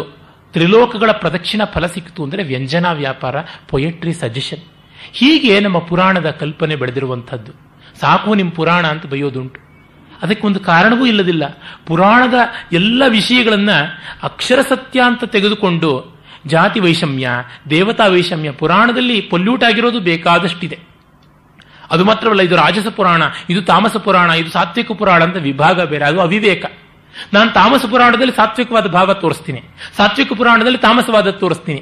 ಇವೆಲ್ಲ ಆಮೇಲೆ ಬಂದಂತ ಮೆಂಟಲ್ ಪರ್ವರ್ಷನ್ಸ್. ಆದರೆ ಪುರಾಣವನ್ನ ಆನ್ ದಿ ಹೋಲ್ ಆಗಿ ತೆಗೆದುಕೊಂಡು ಔಚಿತ್ಯವನ್ನು ಇಟ್ಟುಕೊಂಡು ಆಧ್ಯಾತ್ಮಿಕ ದೃಷ್ಟಿಯಿಂದ ಅರ್ಥ ಮಾಡಿದಾಗ ಅವುಗಳಲ್ಲಿ ದೊಡ್ಡ ಮೌಲ್ಯ ಇದೆ ಅಂತ ಗೊತ್ತಾಗುತ್ತೆ. ಇದು ಅಗಸ್ತ್ಯರ ದಕ್ಷಿಣಕ್ಕೆ ಬಂದಂಥ ಕಥೆಯಾಯಿತು. ಬಾಣಭಟ್ಟ ಕಾದಂಬರಿಯಲ್ಲಿ ಹೇಳ್ತಾನೆ, ಇವತ್ತೂ ಕೂಡ ಅಗಸ್ತ್ಯರ ಪುಣ್ಯಾಶ್ರಮ ಅಲ್ಲಿ ಕಾಣಿಸುತ್ತೆ ಅಂತ. 7ನೇ ಶತಮಾನದಲ್ಲಿದ್ದವನಿಗೆಲ್ಲ ಕಾಣಿಸಬೇಕು. ಆದರೆ ಅವನಿಗೆ ಆ ಭಾವದ ಕಣ್ಣಿದೆ. ಅದು ಮಾತ್ರವಲ್ಲ, ಗಡ್ಡೆ ಗಡಸೆಗಳಿಗೋಸ್ಕರ ಪಂಚವಟಿಯಲ್ಲಿ ರಾಮ ಸೀತೆಯರು ಅಗೆದ ಹಳ್ಳ ಇನ್ನೂ ಹಾಗೇ ಇದೆ ಅಂತ ಹೇಳ್ತಾನೆ. ಇದು ನಮ್ಮ ಭಾವನೆ. ಅನ್ಲೆಸ್ ಯು ಕಾಂಟೆಂಪರೇನಿಟಿಗೆ ತರದೆ, ವರ್ತಮಾನಕ್ಕೆ ತರದೆ ಪುರಾಣವನ್ನ ಫೀಲಿಂಗ್ ಉಂಟಾಗುವಂಥದ್ದಲ್ಲ. ಈಗ ನೀವು ಕ್ಯಾಸೆಟ್ಗಳಿಗೆ ಸಂಗೀತ ಇಟ್ಕೊಂಡು ಸಂಗೀತ ಇದೆ ಅಂತ ಕಿವಿ ಮೇಲೆ ಏನು ಇಟ್ಕೊಂಡ್ರೆ ಏನು ಪ್ರಯೋಜನ? ಅದನ್ನು ಟೇಪ್ ರೆಕಾರ್ಡರ್ಗೆ ಹಾಕಿ ಪ್ಲೇ ಮಾಡಬೇಕು. Means you are making the music contemporary. Experience is always contemporary. ವರ್ತಮಾನಕ್ಕೆ ಬಂದಾಗಲೇ ಅನುಭವ ಸಿಕ್ಕುವಂಥದ್ದು. ಹಾಗಾಗಿ ಈ ಜಾಗ ಇಲ್ಲಿದೆ, ಇಲ್ಲಿ ಸೀತಾದೇವಿ ಕಾಲಿಟ್ಟಿದ್ದು ನೋಡಿ, ಇನ್ನೂ ಉಗುರು ಗುರುತಿದೆ. ಅದು ಸೀತಾದೇವಿ ಸೆರಗು ಬಿದ್ದಂಥ ಜಾಗ. ರಾವಣ ಎಳ್ಕೊಂಡು ಹೋದಾಗ ಆ ಸೆರಗಿನ ಚಿತ್ತಾರ ಕಾಣಿಸ್ತಾ ಇದೆ ಮತಂಗ ಪರ್ವತದ ಮೇಲೆ ಅಂತ ಹಂಪಿಯಲ್ಲಿ ತೋರಿಸ್ತಾರೆ. ಋಷ್ಯಮುಖ, ಮತಂಗ, ಹೇಮಕೂಟ, ಮಾಲ್ಯವಂತ ಈ ಪರ್ವತಗಳ ಮೇಲೆ ಆ ಎಲ್ಲ ಗುರುತುಗಳು ಉಂಟು ಅಂತ. ಲೇಪಾಕ್ಷಿಗೆ ಹೋದ್ರೆ ತೋರಿಸ್ತಾರೆ, ಲೇ ಪಕ್ಷಿ, ಪಕ್ಷಿ ಏಳು, ಲೇ ಅಂದ್ರೆ ತೆಲುಗುನಲ್ಲಿ ಏಳು ಅಂತ, ಲೇ ಅಂತಂದ್ರೆ ಏಳು ಅಂತ. ಅಲ್ಲಿ ಜಟಾಯು ಬಿದ್ದೋಗ್ಬಿಟ್ಟಿದ್ದ ರೆಕ್ಕೆ ತರ್ಕೊಂಡು, ನನ್ನ ಕೈಯಲ್ಲಿ ಹೇಳೋಕ್ಕಾಗೋಲ್ಲ ಅಂತ ಹೇಳಿದ್ದು. ಆಗ ಅಲ್ಲಿ ಲೇಪಾಕ್ಷಿ ಅಂತ ಆಯ್ತು ಅಂತ. ಅಂದ್ರೆ ರಾಮನ ಜೊತೆಗೆ ಅಸೋಸಿಯೇಷನ್ ಅಲ್ಲಿ ಒಂದು ಹೆಜ್ಜೆ ಉಂಟು. ಕೆಲವರು ಹೇಳ್ತಾರೆ, ಆ ಪಕ್ಷಿಯ ಸ್ಥಿತಿ ನೋಡಿ ಸೀತೆ ನಾನು ಭೂಮಿಗೆ ಬಿದ್ದು ಕಾಪಾಡ್ತೀನಿ ಅಂತ ಒಂದು ಕಾಲಿಟ್ಲು, ರಾವಣ ಎಳೆದು ಬಿಟ್ಟ ಮೇಲಕ್ಕೆ, ಆ ಕಾಲು ಊರಿದ್ದು ಕಾಣಿಸುತ್ತೆ ನೋಡಿ ಈಗಲೂ ಕೂಡ ಹೆಜ್ಜೆ ಅಂತ ಹೇಳ್ಬಿಟ್ಟು. ಅವಳು ಎಷ್ಟು ಊರಿದಳು ಅಂದ್ರೆ ಕಲ್ಲಲ್ಲಿ ಕೂಡ ನೀರು ಬರುವಷ್ಟು ಆಳವಾಗಿ ಹೆಜ್ಜೆ ಊರಿದಾಳೆ. ಇವತ್ತಿಗೂ ಆ ಪಾದದ ಉಂಗುಷ್ಟದಲ್ಲಿ ನೀರು ಬರುತ್ತೆ. ಅಂದ್ರೆ ಈ ಭಾವನೆಗಳು ನಮ್ಮ ಸಂಸ್ಕೃತಿಯನ್ನು ಉಳಿಸಿರ್ತಕ್ಕಂಥದ್ದು. ಎಲ್ಲಿಯೋ ಯಾರೋ ನಿಂತ್ಕೊಂಡು ಮಣಮಣ ಅಂತ ವೇದ ಹೇಳಿದ್ರೆ ನಮ್ಮ ಸಂಸ್ಕೃತಿ ಉಳಿಲಿಲ್ಲ. ಹಳ್ಳಿಗಳಲ್ಲಿ, ಕೇರಿಗಳಲ್ಲಿ ಈ ಕಥೆಗಳನ್ನು ನೆನೆಸಿಕೊಂಡು ಒಂದು ಕಲ್ಲನ್ನಿಟ್ಟು ಮಾರಮ್ಮ, ರುದ್ರಮುನಿ ಅಂತ ಪೂಜೆ ಮಾಡಿದ್ರಲ್ಲ, ಮುನೀಶ್ವರ ಅಂತ, ಅವರಿಂದ ನಮ್ಮ ಸಂಸ್ಕೃತಿ ಉಳಿದದ್ದು. ಹಾಗಾಗಿ ನಮ್ಮ ಸಂಸ್ಕೃತಿಯ ಸಂಕೀರ್ಣವಾದ ಸ್ವರೂಪವನ್ನು ಗಮನಿಸಬೇಕು, ಅದನ್ನು ಗೌರವಿಸಬೇಕು. ಅದಕ್ಕೆ ಪುರಾಣ ಕಲ್ಪನೆ ತುಂಬಾ ದೊಡ್ಡ ಉಪಹಾರ, ಕೊಡುಗೆ ಆಗುತ್ತೆ. ಮತ್ತೆ ಅಗಸ್ತ್ಯರ ಇನ್ನೊಂದು ಕಥೆ, ಒಮ್ಮೆ ಯಜ್ಞ ಮಾಡೋಕ್ಕೆ ಆರಂಭ ಮಾಡ್ತಾರೆ. ಯಜ್ಞಾಂತದಲ್ಲಿ ಮಳೆ ಬರಬೇಕು, ಅದು ಒಂದು ಪ್ರತೀತಿ. ಯಜ್ಞಾಂತದಲ್ಲಿ ಮಳೆ ಬಂದರೆ ಯಜ್ಞ ಸಫಲವಾಯಿತು ಅಂತ. ಆದರೆ ಇಂದ್ರ ಮಳೆ ಬರೆಸೋದಿಲ್ಲ ಅಂತ ಮೊಂಡುತನ ಮಾಡ್ಕೊಂಡ್ಬಿಟ್ನಂತೆ. ಇವರು ಯಜ್ಞ ಮುಂದುವರಿಸ್ತಾ ಇದ್ದಾರೆ. ಸತ್ರಯಾಗ ಅನೇಕ ದಿವಸ ಆಗುತ್ತೆ, ಯಜ್ಞ ಆಗುತ್ತೆ ಅಂದ್ರೂ ಮಳೆ ಬರ್ತಾ ಇಲ್ಲ. ಆಗ ಅಗಸ್ತ್ಯರಿಗೆ ಕೋಪ ಬಂತಂತೆ. ಅವರು ಆರ್ತ್ವಿಜ್ಯವನ್ನು ವಹಿಸಿದ್ರು. ಹೇಳಿದ್ರಂತೆ ಮಿಕ್ಕವರಿಗೆ, ನೀವು ಯೋಚನೆ ಮಾಡಬೇಡಿ, ನಾನೇ ಇಂದ್ರನ ಸೀಟಿಗೆ ಹೋಗ್ಬಿಟ್ಟು ಒಮ್ಮೆ ವಜ್ರಾಯುಧ ಜಳಪಿಸಿ ಮಳೆ ಬೀಳಿಸ್ತೀನಿ, ನೀವು ಯಾರು ಏನು ಯೋಚನೆ ಮಾಡಬೇಡಿ ಅಂತ. ಆಗ ಇಂದ್ರ ಕೆನ್ನೆಗೆ ಹಾಕೊಂಡು ನಾನೇ ಮಳೆ ಬರೆಸ್ತೀನಿ, ಪರವಾಗಿಲ್ಲ ಅಂತಂದನಂತೆ. ಅಂದ್ರೆ ಅಥಾರಿಟಿ ಇರ್ತಕ್ಕಂಥವರು ವ್ಯವಸ್ಥೆ ಮಾಡಬೇಕು, ಮಾಡದೇ ಇದ್ರೆ ನಿನ್ನನ್ನು ಕಿತ್ತಾಕಿ ನಾನು ಕೂತ್ಕೋತೀನಿ ಅಂತ ಅನ್ನುವಂಥದ್ದು. It's a Miltonic spirit. Milton ಹೇಳ್ತಾನೆ, ಅನ್ಯಾಯವನ್ನು ಬೆನ್ನಟ್ಟಿ ಹೋಗಿ ಬಲಿ ಹಾಕಬೇಕು, ಅದು ಒಳ್ಳೆತನ ಅಂತ ಅನಿಸಿಕೊಳ್ಳುತ್ತೆ ಅಂತ. ಆ ರೀತಿಯಾದದ್ದು ಅಗಸ್ತ್ಯರ ದಾರಿ. ಮತ್ತೆ ಇಂದ್ರನಿಗೆ ಸಹಾಯ ಮಾಡಿದ್ರು, ಅದರಿಂದ ಅವರಿಗೆ ಆ ಒಂದು ಕೆಚ್ಚಿತ್ತು. ಕಾಲಕೇಯರು ಅಂತ ಕೆಲವು ರಾಕ್ಷಸರು ಸಮುದ್ರದ ಒಳಗೆ ಅಡಗಿಕೊಂಡಿದ್ದು ರಾತ್ರಿ ಎದ್ದು ಬಂದು ಸಾಧುಗಳನ್ನ, ಸಜ್ಜನರನ್ನ ಹಿಂಸೆ ಮಾಡ್ತಾ ಇದ್ರಂತೆ. ಅವ್ರನ್ನ ಹಿಡಿಯೋಣ ಅಂದ್ರೆ ಸಮುದ್ರದ ಒಳಗೆ ಹೋಗಿರ್ತಾ ಇದ್ರು, ಒಳ್ಳೆ ಸಬ್ಮೆರಿನ್ನಲ್ಲಿದ್ದಂತೆ ಇರ್ತಾ ಇದ್ರು. ಆಗ ಅಗಸ್ತ್ಯರು ಇಡೀ ಸಮುದ್ರವನ್ನ ಆಪೋಷಣ ತೆಗೆದುಕೊಂಡ್ರು. ಆಗ ಇಂದ್ರ ಕಾಲಕೇಯರ ಸಂಹಾರ ಮಾಡೋಕ್ಕಾಯ್ತು ಅಂತ. ಭೋಜ ಪ್ರಬಂಧದಲ್ಲಿ ಒಂದು ತುಂಬ ಸೊಗಸಾದ ಶ್ಲೋಕ ಇದೆ, ಸಮಸ್ಯಾಪೂರ್ಣ. ಕ್ರಿಯಾ ಸಿದ್ಧಿಸತ್ವೇ ಭವತಿ ಮಹತಾಂ ನೋಪಕರಣೆ. ಮಹಾನುಭಾವರಿಗೆ ಉಪಕರಣಗಳಲ್ಲಿ ಅಲ್ಲ ತಾತ್ಪರ್ಯ, ಅವರ ಅಂತಃಶಕ್ತಿಯಲ್ಲಿ ಕ್ರಿಯಾಸಿದ್ಧಿ ಅಂತ. ಎಕ್ಸಲೆನ್ಸ್ಗೆ ಪರಿಕರಗಳೆಲ್ಲ ಮುಖ್ಯ ಅಂತ. ಈಗ ಪರಿಕರದ ಪ್ಯಾರಫರ್ನೇಲಿಯಾನೇ ಜಾಸ್ತಿ ಆಗೋಗ್ಬಿಟ್ಟಿದೆ. ಕರಣ ಅಂದ್ರೆ ಶರೀರ, ಉಪಕರಣ ಅಂದ್ರೆ ಈ ಸ್ಕ್ರೂ ಡ್ರೈವರು ಇತ್ಯಾದಿ ಶರೀರ ಬಳಸುವಂಥದ್ದು. ಮೇನ್ ಇನ್ಸ್ಟ್ರುಮೆಂಟ್ ಈಸ್ ಬಾಡಿ, ಅದು ಚೆನ್ನಾಗಿ ಇಟ್ಕೊಳ್ಬೇಕು. ಅದಕ್ಕಿಂತ ಹೆಚ್ಚಾದದ್ದು ಅಂತಃಕರಣವಾದ ಮನಸ್ಸು. ಹೀಗೆ ನಮ್ಮ ಪರಂಪರೆ ಗುರುತಿಸಿಕೊಂಡಿದ್ದು ಪರಿಕರಗಳನ್ನು. ಅದಕ್ಕೆ ಭೋಜರಾಜ ಈ ಒಂದು ಸಮಸ್ಯೆ ಕೊಟ್ಟನಂತೆ. ಆಗ ಒಂದು ವಿದ್ವತ್ ಕುಟುಂಬ ಬಂತು. ಅಲ್ಲಿ ಗಂಡ, ಹೆಂಡತಿ, ಮಗ, ಸೊಸೆ ನಾಲ್ವರು ಕೂಡ ಕಾವ್ಯ ಕಲಾ ಕೋವಿದರು. ಅವರು ಬಂದಾಗ ಭೋಜರಾಜ ಹೇಳಿದನಂತೆ, ಕ್ರಿಯಾ ಸಿದ್ಧಿಸತ್ವೇ ಭವತಿ ಮಹತಾಂ ನೋಪಕರಣೆ ಅಂತಂದಾಗ ಆ ಕವಿ ತಂದೆ ಅವನು ಹೇಳಿದ ಪರಿಹಾರ, ಘಟೋ ಜನ್ಮಸ್ಥಾನಂ ಮೃಗಪರಿಜನೋ ಭೂರ್ಜವಸನಂ ವನೇವಾಸ ಕಂದಾದಿಕ ಮಶನಮೇವಂ ವಿಧಿಗುಣ ಅಗಸ್ತ್ಯ ಪಾತೋಧಿಂ ಯದಕೃತ ಕರಾಂಭೋಜ ಕುಹರೆ ಕ್ರಿಯಾ ಸಿದ್ಧಿಸತ್ವೇ ಭವತಿ ಮಹತಾಂ ನೋಪಕರಣೆ. ಹುಟ್ಟಿದ್ದು ಮಡಕೆಯಲ್ಲಿ. ಒಂದು ಸುಭಾಷಿತ ಇದೆ, ಕಿಂ ಜನ್ಮನಾಚ ಮಹತಾಂ ಪಿತೃಪೌರುಷೇಣ ಶಕ್ತ್ಯಾಹಿ ಯಾತಿ ನಿಜಯಾ ಪುರುಷ ಪ್ರತಿಷ್ಠಾಂ ಕೂಪಾಹಿ ಕುಂಭಾನು ಸಂತಿ ನನು ಕುಂಭಾನ ಕೂಪಮಪಿ ಶೋಷಯಿತು ಸಮರ್ಥಾಃ ಕುಂಭೋದ್ಭವೇನ ಮುನಿನಾಂ ಬುಧಿರೇವ ಪೀತಃ. ತಂದೆ ದೊಡ್ಡವನು, ನಮ್ಮ ತಾತ ದೊಡ್ಡವರು ಅಂತ ನಮ್ಮ ವಂಶದ ಕೆಚ್ಚನ್ನು ಹೇಳ್ಕೊಂಡು ಏನು ಪ್ರಯೋಜನ? ತುಂಬಾ ಜನ ನಮ್ಮ ಫ್ಯಾಮಿಲಿ ಹೆರಿಟೇಜ್ ತುಂಬಾ ದೊಡ್ಡದು, ನಮ್ಮ ತಾತ ಅಂತವರು ಮುತ್ತಾತ ಅಂತವ್ರು ಅಂತ. ನೀನೇನಾಗಿದ್ದೀಯಾ ಅನ್ನೋದು ಬಹಳ ಮುಖ್ಯ. ಕಿಂ ಜನ್ಮನಾಚ ಮಹತಾ ಪಿತೃಪೌರುಷೇಣ. ಅಪ್ಪ ತಾತ ಮುತ್ತಾತಂದ್ರದ್ದು ಹೇಳ್ಕೊಂಡು ಏನೂ ಪ್ರಯೋಜನ ಇಲ್ಲ. ಶಕ್ತ್ಯಾಹಿ ಯಾತಿ ನಿಜಯಾ ಪುರುಷ ಪ್ರತಿಷ್ಠಾ. ಒಬ್ಬ ವ್ಯಕ್ತಿಗೆ ಅವನ ಯೋಗ್ಯತೆಯಿಂದ ಪ್ರಯೋಜನ ಬರುವಂಥದ್ದು ಇನ್ಯಾವುದೂ ಇಲ್ಲ. ಕುಂಭಾನ ಕೂಪಮಪಿ ಶೋಷಯಿತು ಸಮರ್ಥಾಃ. ಮಡಿಕೆಗಳಿಗೆ ಒಂದು ಬಾವಿನೂ ಬತ್ಸೋದಿಕ್ಕಾಗೋದಿಲ್ಲ. ಅರೆ ಕುಂಭೋದ್ಭವೇನ ಮುನಿನ ಅಂಬುಧಿರೇವ ಪೀತಃ. ಆದರೆ ಕುಂಭ ಸಂಭವನಾದ ಮಡಿಕೆಯ ಮಗ ಇವನು ಸಮುದ್ರವನ್ನೇ ಒಣಗಿಸಿಬಿಟ್ಟ ಅಂತ ಹೇಳ್ಬಿಟ್ಟಿದ್ವಿ. ಅಗಸ್ತ್ಯರ ಶಕ್ತಿ ಇಂಥದ್ದು. ಅವರು ಸಮುದ್ರವನ್ನ ಏನೂ ಇಲ್ಲ, ಮಡಿಕೆಯಲ್ಲಿ ಹುಟ್ಟಿದ್ದು, ಕಾಡಿನಲ್ಲಿ ಜಿಂಕೆಗಳ ಜೊತೆ ಓಡಾಡುವಂತಹ ತಪಸ್ವಿ, ನಾರು ಬಟ್ಟೆ ಉಟ್ಟುಕೊಂಡಿದ್ದು, ತಿನ್ನೋದು ಕಂದಮೂಲ, ನೋಡುವುದರೆ ಕುಳ್ಳು ಆಕಾರ, ಆದರೆ ಅಂಗೈಯಲ್ಲಿ ತೀರ್ಥದಂತೆ ಎಡೆಯ ಆ ಸಾಗರವನ್ನ ನುಂಗಿಬಿಟ್ರು. ಕ್ರಿಯಾಸಿದ್ಧಿ ಸತ್ವವಂತರಿಗೆ ಪರಿಕರದಿಂದ ಬರೋಲ್ಲ, ಆ ಸತ್ವದಿಂದಲೇ ಬರುತ್ತೆ ಅಂತ. ಹೀಗೆ ಆ ಅಗಸ್ತ್ಯರ ಸಮುದ್ರ ಶೋಷಣವನ್ನ.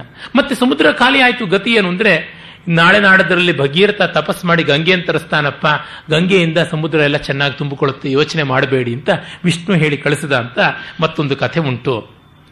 ಆಮೇಲೆ ಅವರ ಬಗ್ಗೆ ತಮಿಳುನಾಡಿನ ಪುರಾಣಗಳಲ್ಲಿ ಸ್ಕಾಂದ ಮತ್ತು ಹಾಲಾಸ್ಯ ಪುರಾಣದಲ್ಲಿ, ಪೆರಿಯ ಪುರಾಣಂ, ತಿರುವಳಿಯಾಡಲ್ ಪುರಾಣಂ, ಈ ತಮಿಳು ಪುರಾಣಗಳಲ್ಲಿ ಕೆಲವು ಸ್ವಾರಸ್ಯಕರವಾದ ಕಥೆ ಇದೆ.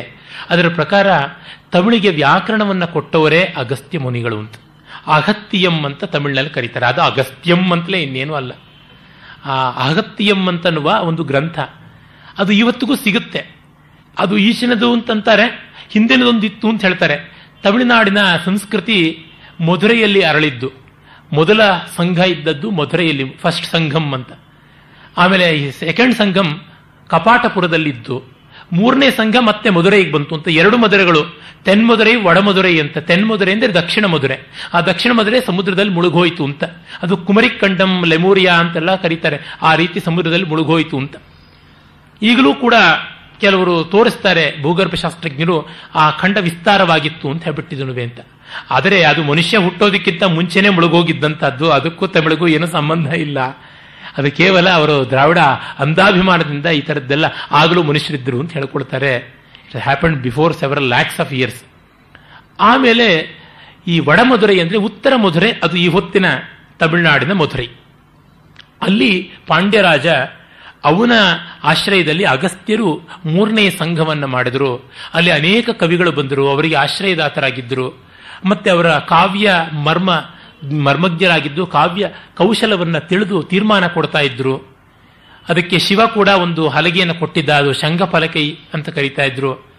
ಆ ಹಲಗೆಯ ಮೇಲೆ ಕಾವ್ಯ ಇಟ್ಟರೆ ಅದು ಯೋಗ್ಯವಾದ ಕಾವ್ಯ ಆಗಿದ್ದರೆ ಆ ಹಲಗೆ ತಗೊಂಡು ಅಲ್ಲಿ ಮಧುರೆಯ ದೇವಸ್ಥಾನ ಮೀನಾಕ್ಷಿ ದೇವಸ್ಥಾನದಲ್ಲಿ ಪೊಟ್ರಾಮರೆ ಕೊಳನ್ ಅಂತ ಒಂದಿದೆ, ಅದು ಹೊಂದಾವರೆ ಕೊಳ ಅಂತ. ಆ ಕೊಳದಲ್ಲಿ ಹಾಕಿದ್ರೆ ಅದು ಯೋಗ್ಯವಾದ ಕಾವ್ಯ ಆದರೆ ಮುಳುಗೋಗುತ್ತೆ, ಮೇಲಕ್ಕೆ ಬರುತ್ತೆ, ಅಯೋಗ್ಯವಾಗಿದ್ರೆ ಮುಳುಗೋಗ್ಬಿಡುತ್ತೆ ಅಂತ. BGL ಸ್ವಾಮಿ ಅವರು ಒಂದು ಕಡೆ ತಮಾಷೆ ಮಾಡ್ತಾರೆ, ಯಾವ ರೀತಿ ಪ್ರಶ್ನೆ ಪತ್ರಿಕೆಗಳಿಗೆ ಉತ್ತರ ಬರೆದ ವಿದ್ಯಾರ್ಥಿಗಳದ್ದು ಮೌಲ್ಯಮಾಪನ ಮಾಡಬೇಕು, ಅದರೊಳಗೆ ತಮಿಳ್ತನ ಇರಬೇಕು ಅಂತಂದ್ರಂತೆ. ತಮಿಳ್ತನ ಬೇಕು ಅಂದ್ರೆ ಪೊಟ್ರಾವರೆ ಕೊಳಕ್ಕೆ ಹಾಕ್ಬಿಡಿ, ಪಾಸ್ ಆಗೋ ಪೇಪರ್ಗಳೆಲ್ಲ ತೇಲ್ ಬರುತ್ತವೆ ಅಂತಂದ್ರಂತೆ. ಆ ರೀತಿ ಈಚಿನ ಒಂದು 100 ವರ್ಷದಲ್ಲಿ ಜಸ್ಟಿಸ್ ಪಾರ್ಟಿ ಎಲ್ಲ ಬಂದ ಮೇಲೆ ಈ ದ್ರಾವಿಡದ ಅಭಿಮಾನ ಕನಕಸಭೆ ಅವರುಗಳಿಂದ ಶುರುವಾಗಿ ಹಾಳಾಗಿ ಹೋಗ್ಬಿಟ್ಟಿದೆ. ಇರಲಿ, ಆ ಮರೈಮಲೆ ಅಡಿಗಳ್ ಅಂತ ಒಬ್ರು, ಅವರ ಹೆಸರು ವೇದಾಚಲ ದಾಸ, ಅವರ ಹೆಸರನ್ನೇ ತಮಿಳಾಗಿ ಬದಲಾಯಿಸ್ಕೊಂಡ್ಬಿಟ್ರು, ಮರೈಮಲೆ ಅಡಿಗಳ್ ಅಂತ. ಇದರ ತುಂಬಾ ಕಾಣಿಸುತ್ತೆ. ಅವರು ಅಷ್ಟಮೂರ್ತಿನ ಹೆಸರು ಅಟ್ಟಮುತ್ತಿ ಅಂತ ಮಾಡ್ಕೋತಾರೆ. ಷಣ್ಮುಖ ತಾನೇ 6 ಮುಖ ಆಗಿರುವಂಥದ್ದು, ಹೀಗೆಲ್ಲ ಬರುತ್ತೆ. ಇರಲಿ, ಆಗ ಅಗಸ್ತ್ಯರು ಒಂದು ಕಾವ್ಯ ನಾಟಕ ಗೀತ ಗ್ರಂಥವನ್ನು ಬರೆದರು ಮತ್ತು ರಾವಣನ ಜೊತೆಗೆ ವೀಣಾವಾದನದಲ್ಲಿ ಸ್ಪರ್ಧೆ ಮಾಡಿ ವೀಣೆಯ ವಾದನ ಕೌಶಲದಲ್ಲಿ ರಾವಣನನ್ನು ಗೆದ್ದರು ಅಂತೆಲ್ಲ ಉಲ್ಲೇಖಗಳು ಬರುತ್ತವೆ. ಒಟ್ಟಿನ ತಾತ್ಪರ್ಯ ಇಷ್ಟೇ, ಅಗಸ್ತ್ಯರು ಮಹಾಮಹಿಮರಾಗಿದ್ದರು. ಅವರ ಬದುಕಿನ ಒಂದು ಕಥೆಯನ್ನ ಉತ್ತರಕಾಂಡದಲ್ಲಿ ರಾಮಾಯಣದಲ್ಲಿ ಬರೋದನ್ನು ಹೇಳಿ ಮುಗಿಸ್ತೀನಿ. ರಾಮ ಒಮ್ಮೆ ಅಗಸ್ತ್ಯಾಶ್ರಮಕ್ಕೆ ಹೋದ. ರಾಮನಿಗೂ ಅಗಸ್ತ್ಯರಿಗೂ ತುಂಬಾ ಅನ್ಯೋನ್ಯ. ವನವಾಸ ಮಾಡುವಾಗ ಹೋದಾಗ ವೈಷ್ಣವ ಧನಸ್ಸನ್ನು ಕೊಟ್ಟರು, ದಿವ್ಯಾಸ್ತ್ರಗಳನ್ನು ಕೊಟ್ಟರು, ಯುದ್ಧಕಾಂಡದಲ್ಲಿ ಆದಿತ್ಯ ಹೃದಯದ ಉಪದೇಶವನ್ನು ಮಾಡಿದ್ರು ಅಂತೆಲ್ಲ. ಅಗಸ್ತ್ಯರು ವಾರಿಯರ್ ಅಂತ ಹೇಳಿದ್ನಲ್ಲ. ಮತ್ತೆ ಅವರು ಇನ್ನೊಮ್ಮೆ ರಾಮ ಸೀತಾಪರಿತ್ಯಾಗವಾದ ಮೇಲೆ ಅಗಸ್ತ್ಯರನ್ನು ನೋಡಕ್ಕೆ ಹೋದಾಗ ರಾಮನಿಗೆ ದಿವ್ಯವಾದ ಒಂದು ಕಂಕಣ ಕೊಡ್ತಾರೆ. ಆಗ ರಾಮ ಆಶ್ಚರ್ಯದಿಂದ ಕೇಳ್ತಾನೆ, ಈ ಕಂಕಣ ನಿಮ್ಮಂತಹ ನಿಸ್ಪೃಹರ ಹತ್ರ ಹೇಗೆ ಬಂತು? ನೀವು ಏನನ್ನೂ ಇಟ್ಕೊಳ್ಳೋದಿಲ್ಲ, ಈ ಬಂಗಾರದ ಒಡವೆ ಎಲ್ಲಿಂದ ಅಂತ. ಇದು ಒಂದು ವಿಲಕ್ಷಣವಾದ ರೀತಿಯಲ್ಲಿ ನನಗೆ ಸಿಕ್ತು. ಹಿಂದೆ ನಾನು ಈ ಪ್ರದೇಶಕ್ಕೆ ಬಂದಾಗ ಒಂದು ಸರೋವರ ಕಾಣಿಸ್ತು. ಬೆಳಗ್ಗೆ ಅಲ್ಲಿಗೆ ಸ್ನಾನಕ್ಕೆ ಹೋಗೋಣ ಅಂತ ನೋಡಿದ್ರೆ ಆ ಸರೋವರದಲ್ಲಿ ಒಂದು ಫ್ರೆಶ್ ಹೆಣ ತೇಲ್ತಾ ಇತ್ತು. ಆ ಹೆಣವನ್ನು ನೋಡಿ ಇದೇನಿದು ಈ ಸರೋವರದಲ್ಲಿ ಇದೆಯಾ ಅಂತ. ಅತಿ ಸುಂದರವಾದ ಶರೀರ ಅದು. ಆಗ ವಿಮಾನದಿಂದ ಒಬ್ಬ ದಿವ್ಯ ಪುರುಷ ಬಂದ. ಅವನು ಈ ಹೆಣವನ್ನು ದಡಕ್ಕೆ ಎಳಕೊಂಡು ತಿನ್ನೋದಕ್ಕೆ ಶುರು ಮಾಡದ, ಅದನ್ನು ಹಸಿ ಹಸಿಯಾಗಿ. ನೋಡಿದರೆ ಈ ಹೆಣದ ಮುಖವೂ ಅವನ ಮುಖವೂ ಒಂದೇ. ಇದೇನಪ್ಪ ಅಂತ ಅಂದುಕೊಂಡ್ರೆ ಆಮೇಲೆ ನಾನು ಅವನನ್ನು ಕೇಳಿದೆ, ಯಾರು ನೀನು ಅಂತ. ನಾನು ಶ್ವೇತ ಅಂತ ಒಬ್ಬ ಮಹಾರಾಜ, ವಿದರ್ಭ ರಾಜನಾಗಿದ್ದೆ. ನಾನು ತುಂಬ ತಪಸ್ಸು ಮಾಡಿದೆ, ಆದರೆ ದಾನ ಮಾಡಲಿಲ್ಲ. ದಾನ ಮಾಡದೆ ತಪಸ್ಸಿನಿಂದಲೇ ಸ್ವರ್ಗವನ್ನು ಪಡ್ಕೊಂಡೆ. ಸ್ವರ್ಗಕ್ಕೆ ಹೋದರೂ ಹಸಿವು ಬಾಯಾರಿಕೆ ಬಾಧಿಸಿತು. ಏನು ಅಂತ ಬ್ರಹ್ಮನನ್ನು ಕೇಳಿದ್ರೆ, ದಾನ ಮಾಡದ ಕಾರಣ ನಿನಗೆ ಸ್ವರ್ಗವಾಸ ಇದೆ ತಪೋಫಲದಿಂದ, ಆದರೆ ಸ್ವರ್ಗದ ಭೋಗ ಇಲ್ಲ. ಭೋಗ ಬರುವುದು ಕೊಟ್ರೇನೆ ನಾವು ಪಡ್ಕೊಳ್ಳೋದು ಅಂತ. ಆಗ ಏನು ಮಾಡೋದು ಅಂದ್ರೆ, ನೀನು ಯಾರಿಗಾದ್ರೂ ದಾನ ಮಾಡು ಅಂತ. ಆದರೆ ಹಸಿವಾಗ್ತಿದೆಯಲ್ಲ ಎಲ್ಲಿ ಅಂತಂದ್ರೆ, ನಿನ್ನ ಶರೀರವನ್ನೇ ನೀನು ತಿಂತಾ ಇರು ಅಂತ. ಪ್ರತಿ ದಿವಸ ಅವನ ಶರೀರ ಅಲ್ಲಿ ಬಿದ್ದಿರುತ್ತೆ, ಅವನ ದಿವ್ಯ ಶರೀರ ಬಂದು ಆ ಶರೀರವನ್ನು ತಿನ್ನುತ್ತೆ. ಯಾವಾಗಿದು? ಅಗಸ್ತ್ಯರಿಗೆ ನೀನು ಯಾವುದಾದ್ರೂ ಯೋಗ್ಯ ದಾನ ಮಾಡಿದ್ರೆ ಅಂತ. ಹಾಗಾಗಿ ತನ್ನ ದಿವ್ಯವಾದ ಸ್ವರ್ಣಾಭರಣವನ್ನು ಕಳಚಿ ಕೊಟ್ಟ. ಅದನ್ನು ನಾನು ಇಟ್ಕೊಂಡು ಏನು ಮಾಡಲಿ, ಪುರುಷೋತ್ತಮ ನಿನಗೆ ಕೊಡ್ತಾ ಇದ್ದೀನಿ ಅಂತ ಅಗಸ್ತ್ಯರು ಕೊಟ್ಟಿದ್ದು ಅಂತ. ಈ ಕಥೆಯ ಎಂಥ ಮೌಲ್ಯ! ದಾನ ಮಾಡದೇ ಇದ್ದು ತನ್ನನ್ನೇ ಕಿತ್ತುಕೊಂಡು ತಿಂತಾನೆ ಅಂತ. ಇಂಥ ಸಂದೇಶಕ್ಕೆ ಈ ಕಥೆ ಎಷ್ಟು ಸೊಗಸಾಗಿರುತ್ತೆ. ಇದು ನಿಜವೇ ಸುಳ್ಳೇ, ಹೀಗೆ ಬೀಳೋದಕ್ಕೆ ಸಾಧ್ಯವೇ, ವಿಮಾನ ಎಲ್ಲಿ ಅಂತ ಹೀಗೆಲ್ಲ ಪ್ರಶ್ನೆ ಮಾಡಿದ್ರೆ, ಕಾಕೆ ಕತಿವಾದಂತ ಮೇಷಾಂಡಸ್ಯ ಕಿಯತ್ ಫಲಂ ಕಂಬಲ್ಯಾಂ ಕತಿರೋಮಾಣಿ ತ್ಯೇವಂ ಮೂರ್ಖಸ್ಯ ಚಿಂತನಂ ಅಂತ ಹೇಳ್ಬಿಟ್ಟು ಅಂತಾರೆ. ಕಾಗೆಗೆ ಹಲ್ಲಿದ್ಯಾ, ಇದ್ರೆ ಅದು ಹಲ್ಲುಜ್ಜತ್ಯಾ, ಅದು ಪೇಸ್ಟ್ ಯಾವುದು, ಕಂಬಳಿನಲ್ಲಿ ಎಷ್ಟು ರೋಮಗಳಿವೆ, ಈಗೆಲ್ಲ ಯೋಚನೆ ಮಾಡೋದು ಮೂರ್ಖರ ಚಿಂತನೆ ಅಂತ. ಪುರಾಣದ ರೀತಿಯಲ್ಲಿ ನೋಡಬೇಕು. ಪುರಾ ನವ, ಹಳತಾದ ಹೊಸತು, ಹೊಸತಾಗಿರುವ ಹಳೆಯದು, ಎವರ್ ನ್ಯೂ ಓಲ್ಡ್ ಥಿಂಗ್. ಆ ದೃಷ್ಟಿಯಿಂದ ನೋಡಬೇಕು ಈ ಉಪಾಖ್ಯಾನಗಳು. ನಾಳೆ ಮತ್ತಷ್ಟು ನೋಡೋಣ. ಓಂ ತತ್ಸತ್. 4ನೇ ದಿವಸ. ಕಳೆದ 3 ದಿವಸಗಳಲ್ಲಿ ಕೆಲವು ಉಪಾಖ್ಯಾನಗಳನ್ನು ಬೇರೆ ಬೇರೆ ರೀತಿಯವನ್ನು ನೋಡಿದ್ವಿ. ಈಗ ಅದೇ ಜಾತಿಯಲ್ಲಿ ಮತ್ತೆ ಕೆಲವನ್ನ ಗಮನಿಸೋಣ. ವನಪರ್ವ ಮೊದಲೇ ಹೇಳಿದಂತೆ ಉಪಾಖ್ಯಾನಗಳ ಗಣಿ. ನಾನು ವನಪರ್ವದ ಒಂದು ಉಪಾಖ್ಯಾನ ತೆಗೆದುಕೊಂಡೆ. ಅಗಸ್ತ್ಯರ ಬಗೆಗೆ ಕೆಲವೊಂದು ಕಥೆಗಳನ್ನು ಕೂಡ ತಿಳಿಸಿದೆ. ಹಾಗೆಯೇ ವಸಿಷ್ಠರ ಒಂದು ಮಕ್ಕಳ ಕಥೆಯನ್ನು, ಅದನ್ನು ಕೂಡ ತಪತಿ ಸಂವರಣ ಕಲ್ಯಾಣದ ಬಗ್ಗೆ ಹೇಳಿದೆ. ಅಲ್ಲಿ ಒಂದು ಅಂಶವನ್ನು ನಾನು ಹೇಳೋದು ಮರೆತೆ. ಅದನ್ನು ಚಿತ್ರರಥ ಅಥವಾ ಅಂಗಾರಪರ್ಣ ಆ ಗಂಧರ್ವ ಹೇಳಿದ್ದು ಅಂತ. ಅವನು ನಿಮಗೆ ಕಲ್ಯಾಣವಾಗುತ್ತೆ, ಒಳ್ಳೆಯ ದಾಂಪತ್ಯ ಅಂತ ಹೇಳೋದ್ರ ಜೊತೆಗೆ ಒಂದು ಮುಖ್ಯವಾದ ಅಂಶ ಹೇಳ್ತಾನೆ, ಒಳ್ಳೆಯ ಪುರೋಹಿತ ಇದ್ದರೆ ನಿಮಗೆ ಅನುಕೂಲವಾಗುತ್ತೆ ಅಂತ ಹೇಳಿ, ವಸಿಷ್ಠರು ಈ ಸಂವರ್ಣನಿಗೆ ಪುರೋಹಿತರಾಗಿದ್ದ ಕಾರಣ ಅವನಿಗೆ ತಪತಿಯಂತಹ ಸೂರ್ಯ ಕನ್ಯೆಯ ಜೊತೆಗೆ ಮದುವೆ ಆಯಿತು ಅಂತ. ಪುರೋಹಿತ ಇರಬೇಕು ಅಂದ ತಕ್ಷಣವೇ ನಮ್ಮಲ್ಲಿ ಆಟೋಮ್ಯಾಟಿಕ್ ಇಂಟರ್ಪ್ರಿಟೇಷನ್ ಇದು ಪುರೋಹಿತ ಶಾಹಿಯವರು ಬರೆದು ಸೇರಿಸಿರುವಂಥದ್ದು ಅಂತ. ಮಹಾಭಾರತದ ಬಗ್ಗೆ ಈ ಥರದ ಅಲಿಗೇಷನ್ಸ್ ಯಥೇಷ್ಟವಾಗಿ ಮಾಡಿದ್ದಾರೆ.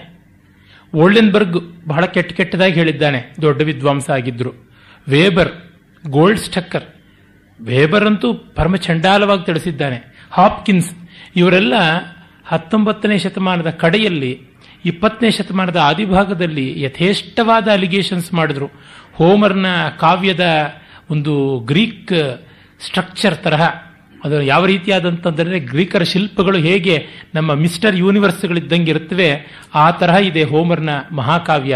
ಅದರ ಮುಂದೆ ಮಹಾಭಾರತ ಒಂದು ಟ್ರಾಪಿಕಲ್ ಮಾನ್ಸ್ಟರ್ ತರಹ ಕಾಣಿಸುತ್ತೆ, ಒಂದು ದೆವ್ವ ರಾಕ್ಷಸನ್ ತರಹ ಕಾಣಿಸುತ್ತೆ ಅಂತೆಲ್ಲ ಗೇಲಿ ಮಾಡಿದವರು. ಅವರುಗಳೆಲ್ಲ ಇದು ಬ್ರಾಹ್ಮಣರು ಆಗಿಂದಾಗೆ ತಮ್ಮನ್ನ ತಾವು ಮುಂದುವರಿಸಿಕೊಳ್ಳೋದಕ್ಕೆ ಮಾಡಿದಂಥದ್ದು ಅಂತ ಇರಬಹುದು. ಅಲ್ಲಿ ಇಲ್ಲಿ ಪ್ರಯತ್ನಗಳು.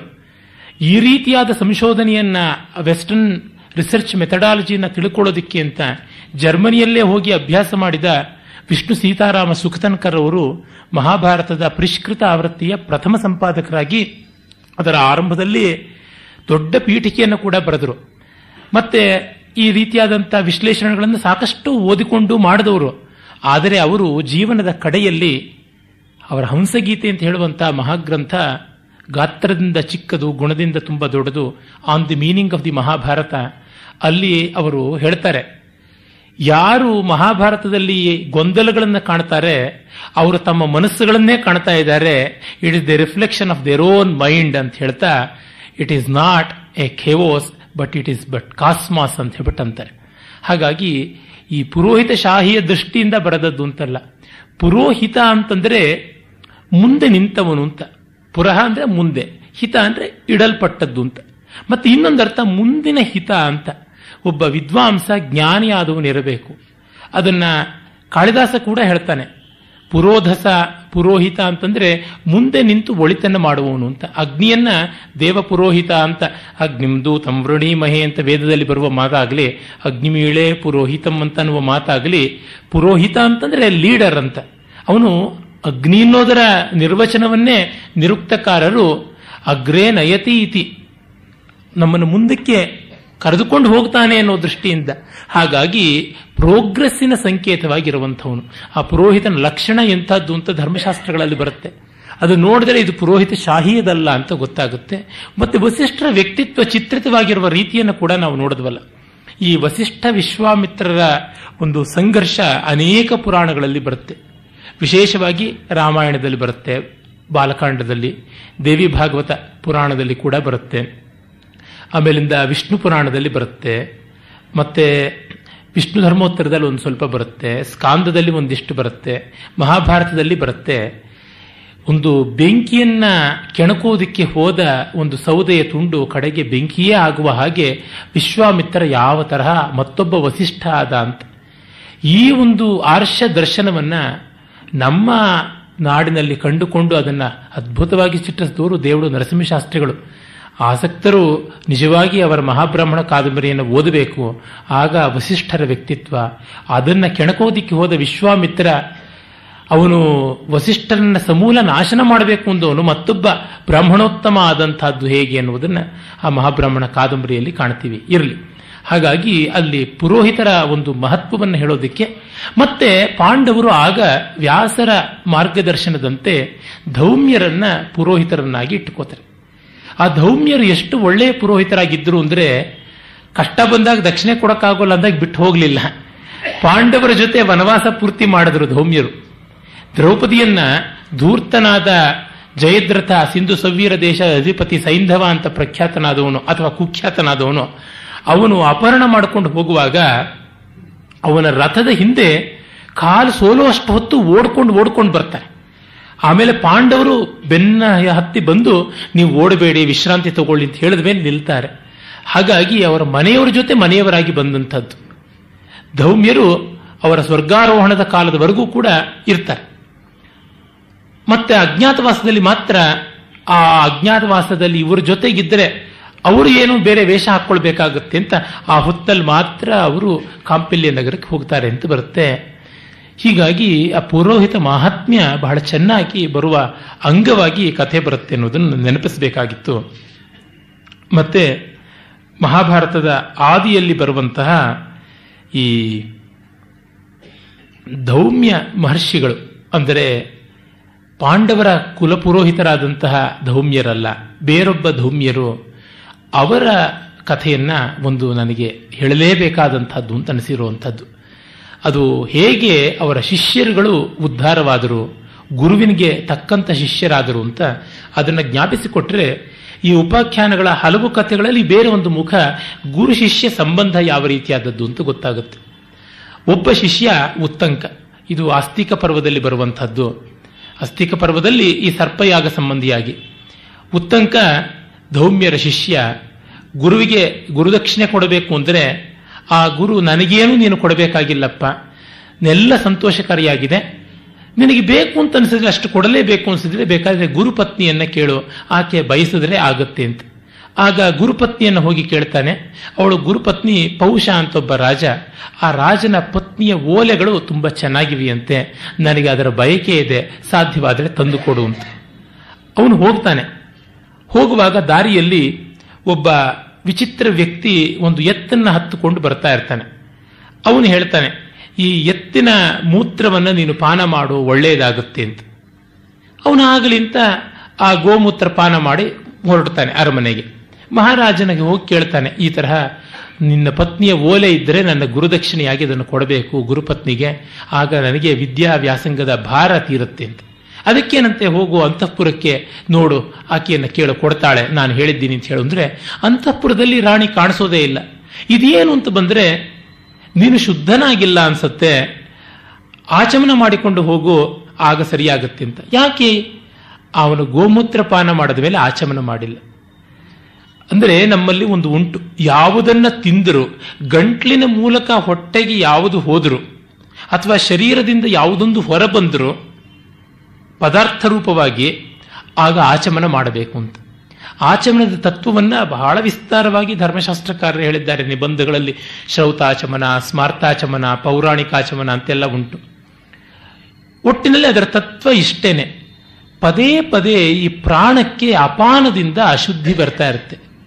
ಪ್ರಾಣ ಅಂತಂದರೆ ಊರ್ಧ್ವಮುಖವಾದ ಎನರ್ಜಿ ಫ್ಲೋ, ಅಪಾನ ಅಂದರೆ ಅಧೋಮುಖವಾದಂಥ ಎನರ್ಜಿ ಫ್ಲೋ.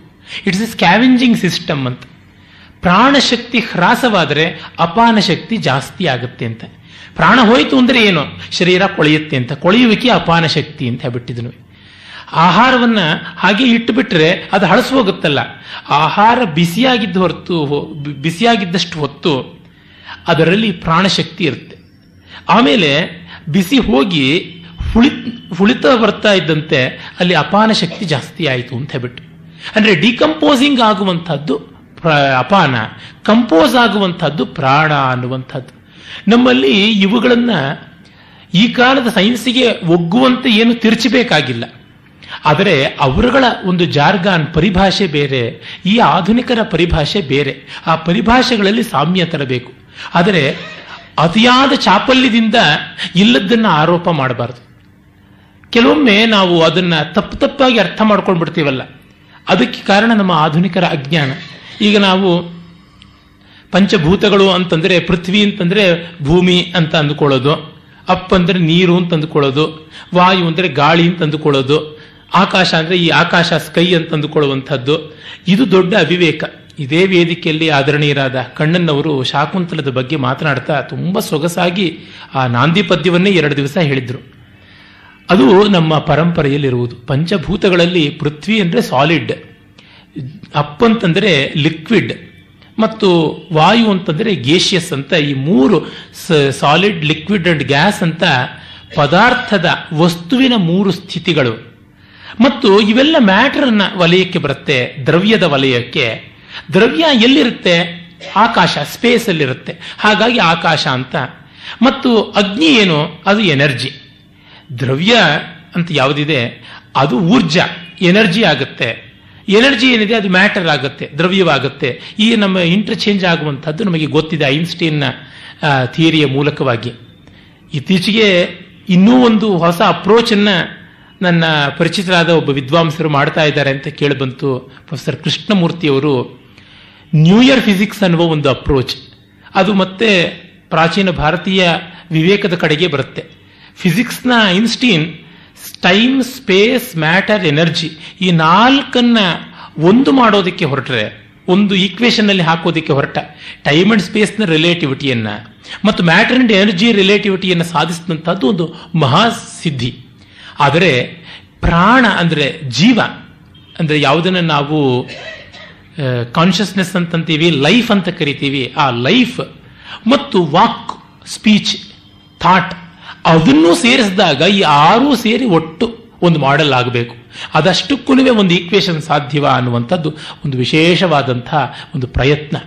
ಆ ಕಡೆಗೆ ನಮ್ಮ ಪ್ರಾಚೀನ ಭಾರತೀಯರು ಸಾಧನೆ ಮಾಡಿದ್ರು. ಅವುಗಳು ನಮಗೆ ಅರ್ಥವಾಗುವಂತೆ ಇಲ್ಲ, ಅಥವಾ ಅದನ್ನು ನಾವು ಮಾಡರ್ನ್ ಮ್ಯಾಥಮೆಟಿಕಲ್ ಆದಂಥ ಲ್ಯಾಂಗ್ವೇಜ್ನಲ್ಲಿ ಹೇಳೋಕೆ ನಮಗೆ ಬರ್ತಾ ಇಲ್ಲ. ಅಂತಹ ಕೆಲಸವನ್ನು ಆ ಮಹಾನುಭಾವರು ಮಾಡಬೇಕು. ಯಾತಕ್ಕೆ ಇದನ್ನು ನಾನು ಹೇಳಿದ್ದು ಅಂದರೆ, ನಮ್ಮ ಪರಂಪರೆಯ ಇಂಥ ಮೌಲ್ಯಗಳನ್ನು ನಾವು ಸರಿಯಾಗಿ ಗುರುತಿಸಿಕೊಂಡು ಸಂವಾದಗಳನ್ನು ಕೊಡುವಂಥದ್ದು ಯಾವ ರೀತಿಯಿಂದಲೂ ದೋಷವಲ್ಲ, ಅದು ಮೌಲಿಕವಾದಂಥದ್ದೇ. ಆದರೆ ಕೊಡುವಲ್ಲಿ ಅತ್ಯುತ್ಸಾಹ ಇರಬಾರದು, ಹಾಗೆಯೇ ದುರಾಗ್ರಹದ ತಿರಸ್ಕಾರವೂ ಇರಬಾರದು. ಇಲ್ಲಿ ಪ್ರಾಣಕ್ಕೆ ಒದಗಿದ ಅಶುಚಿಯನ್ನು ನಿವಾರಣೆ ಮಾಡಿಕೊಳ್ಳೋದಕ್ಕೆ ಸಂಕೇತ ಆಚಮನ ಅಂತ. ಆಚಮನ ಅಂತಂದ್ರೆ ಪ್ರಕ್ಷಾಳನ ವಿಧಿ. ಆ ಆಚಮನ ಮಾಡಿಕೊಳ್ಳುವ ಮೂಲಕ ಪ್ರಾಣಕ್ಕೆ ಬರುವ ಪದೇ ಪದೇ ಅಶುಚಿಯನ್ನ ಕಳೆಯುವಂಥ ಕ್ರಿಯೆ ಅಂತ. ನಮ್ಮಲ್ಲಿ ರಿಚುವಲ್ ಈಸ್ ಎ ಸಿಂಬಲ್. ಆ ರಿಚುವಲ್ ಇಂದಲೇ ಪರಮಾರ್ಥ ಇಲ್ಲ. ಸಿಂಬಲ್ನ ಪ್ರಾಕ್ಟೀಸಲ್ಲಿ, ಜೀವನದ ನಿತ್ಯ ಕ್ರಿಯೆಯಲ್ಲಿ ಅಳವಡಿಸಿಕೊಳ್ಳಬೇಕು. ನಿತ್ಯ ಕ್ರಿಯೆಯಲ್ಲಿ ಅಳವಡಿಸಿಕೊಂಡಾಗ ನಮಗದು ಫಲ ಕೊಡುತ್ತೆ. ಅದು ಏನಿದ್ರೂ ಒಂದು ಪಾಯಿಂಟರ್ ಅದೇ ರೀತಿಯಾಗಿರುವಂಥದ್ದು. ಪ್ರಾಣಾಯಾಮ ಮಾಡಬೇಕು ಅಂದರೆ ಬರೀ ಸಂಧ್ಯಾ ವಂದನೆ ಮಾಡುವಾಗಲೇ ಮಾಡಬೇಕು ಅಂತ ಏನೂ ಇಲ್ಲ. ನಿರಂತರವೂ ಒಂದು ಲಯಬದ್ಧವಾದ ರೀತಿಯಲ್ಲಿ ಉಸಿರಾಟವನ್ನು ನಡೆಸಬೇಕು. ಹಾಗೆ ನಡೆಸಬೇಕು ಅಂದರೆ ಎಕ್ಸೈಟ್ಮೆಂಟ್ ಇರಬಾರದು, ತಾನಾಗಿ ಗೊತ್ತಾಗುವಂಥದ್ದು. ಅಂದರೆ ತನ್ನಂತೆ ತಾನೇ ಶಮದಮಾದಿಗಳೆಲ್ಲ ಸಿದ್ಧಿಯಾಗ್ತಾ ಬರುವಂಥದ್ದು. ಆದರೆ ಅಲ್ಲಿ ಒಂದು ಸಂಕೇತ, ಅದರಿಂದಲೇ ಅದನ್ನು ಲಘು ಪ್ರಾಣಾಯಾಮ ಅಂತ ಕರೀತಾರೆ. ಮಹಾಪ್ರಾಣಾಯಾಮ ಅಂತ ಏನೂ ಕರೆಯೋದಿಲ್ಲ. ಮಹಾಪ್ರಾಣಾಯಾಮ ಜೀವನ ಇಡೀ ಇರತಕ್ಕಂಥದ್ದು. ಹಾಗೆ ಒಂದು ಸಂಕೇತ, ಅದನ್ನು ಮತ್ತೆ ಮತ್ತೆ ಜ್ಞಾಪಿಸಿಕೊಳ್ಳಬೇಕು ಅಂತ. ಪರಮಾತ್ಮನ ಒಂದು ವಿಗ್ರಹ ರೂಪದಲ್ಲಿ ಇಟ್ಟು ಪೂಜೆ ಮಾಡ್ತೀವಿ ಅನ್ನೋದ್ರ ಸಂಕೇತ ಏನು? ಪರಮಾತ್ಮ ಬರೀ ವಿಗ್ರಹ ಅಂತ ಏನೂ ಅಲ್ಲ.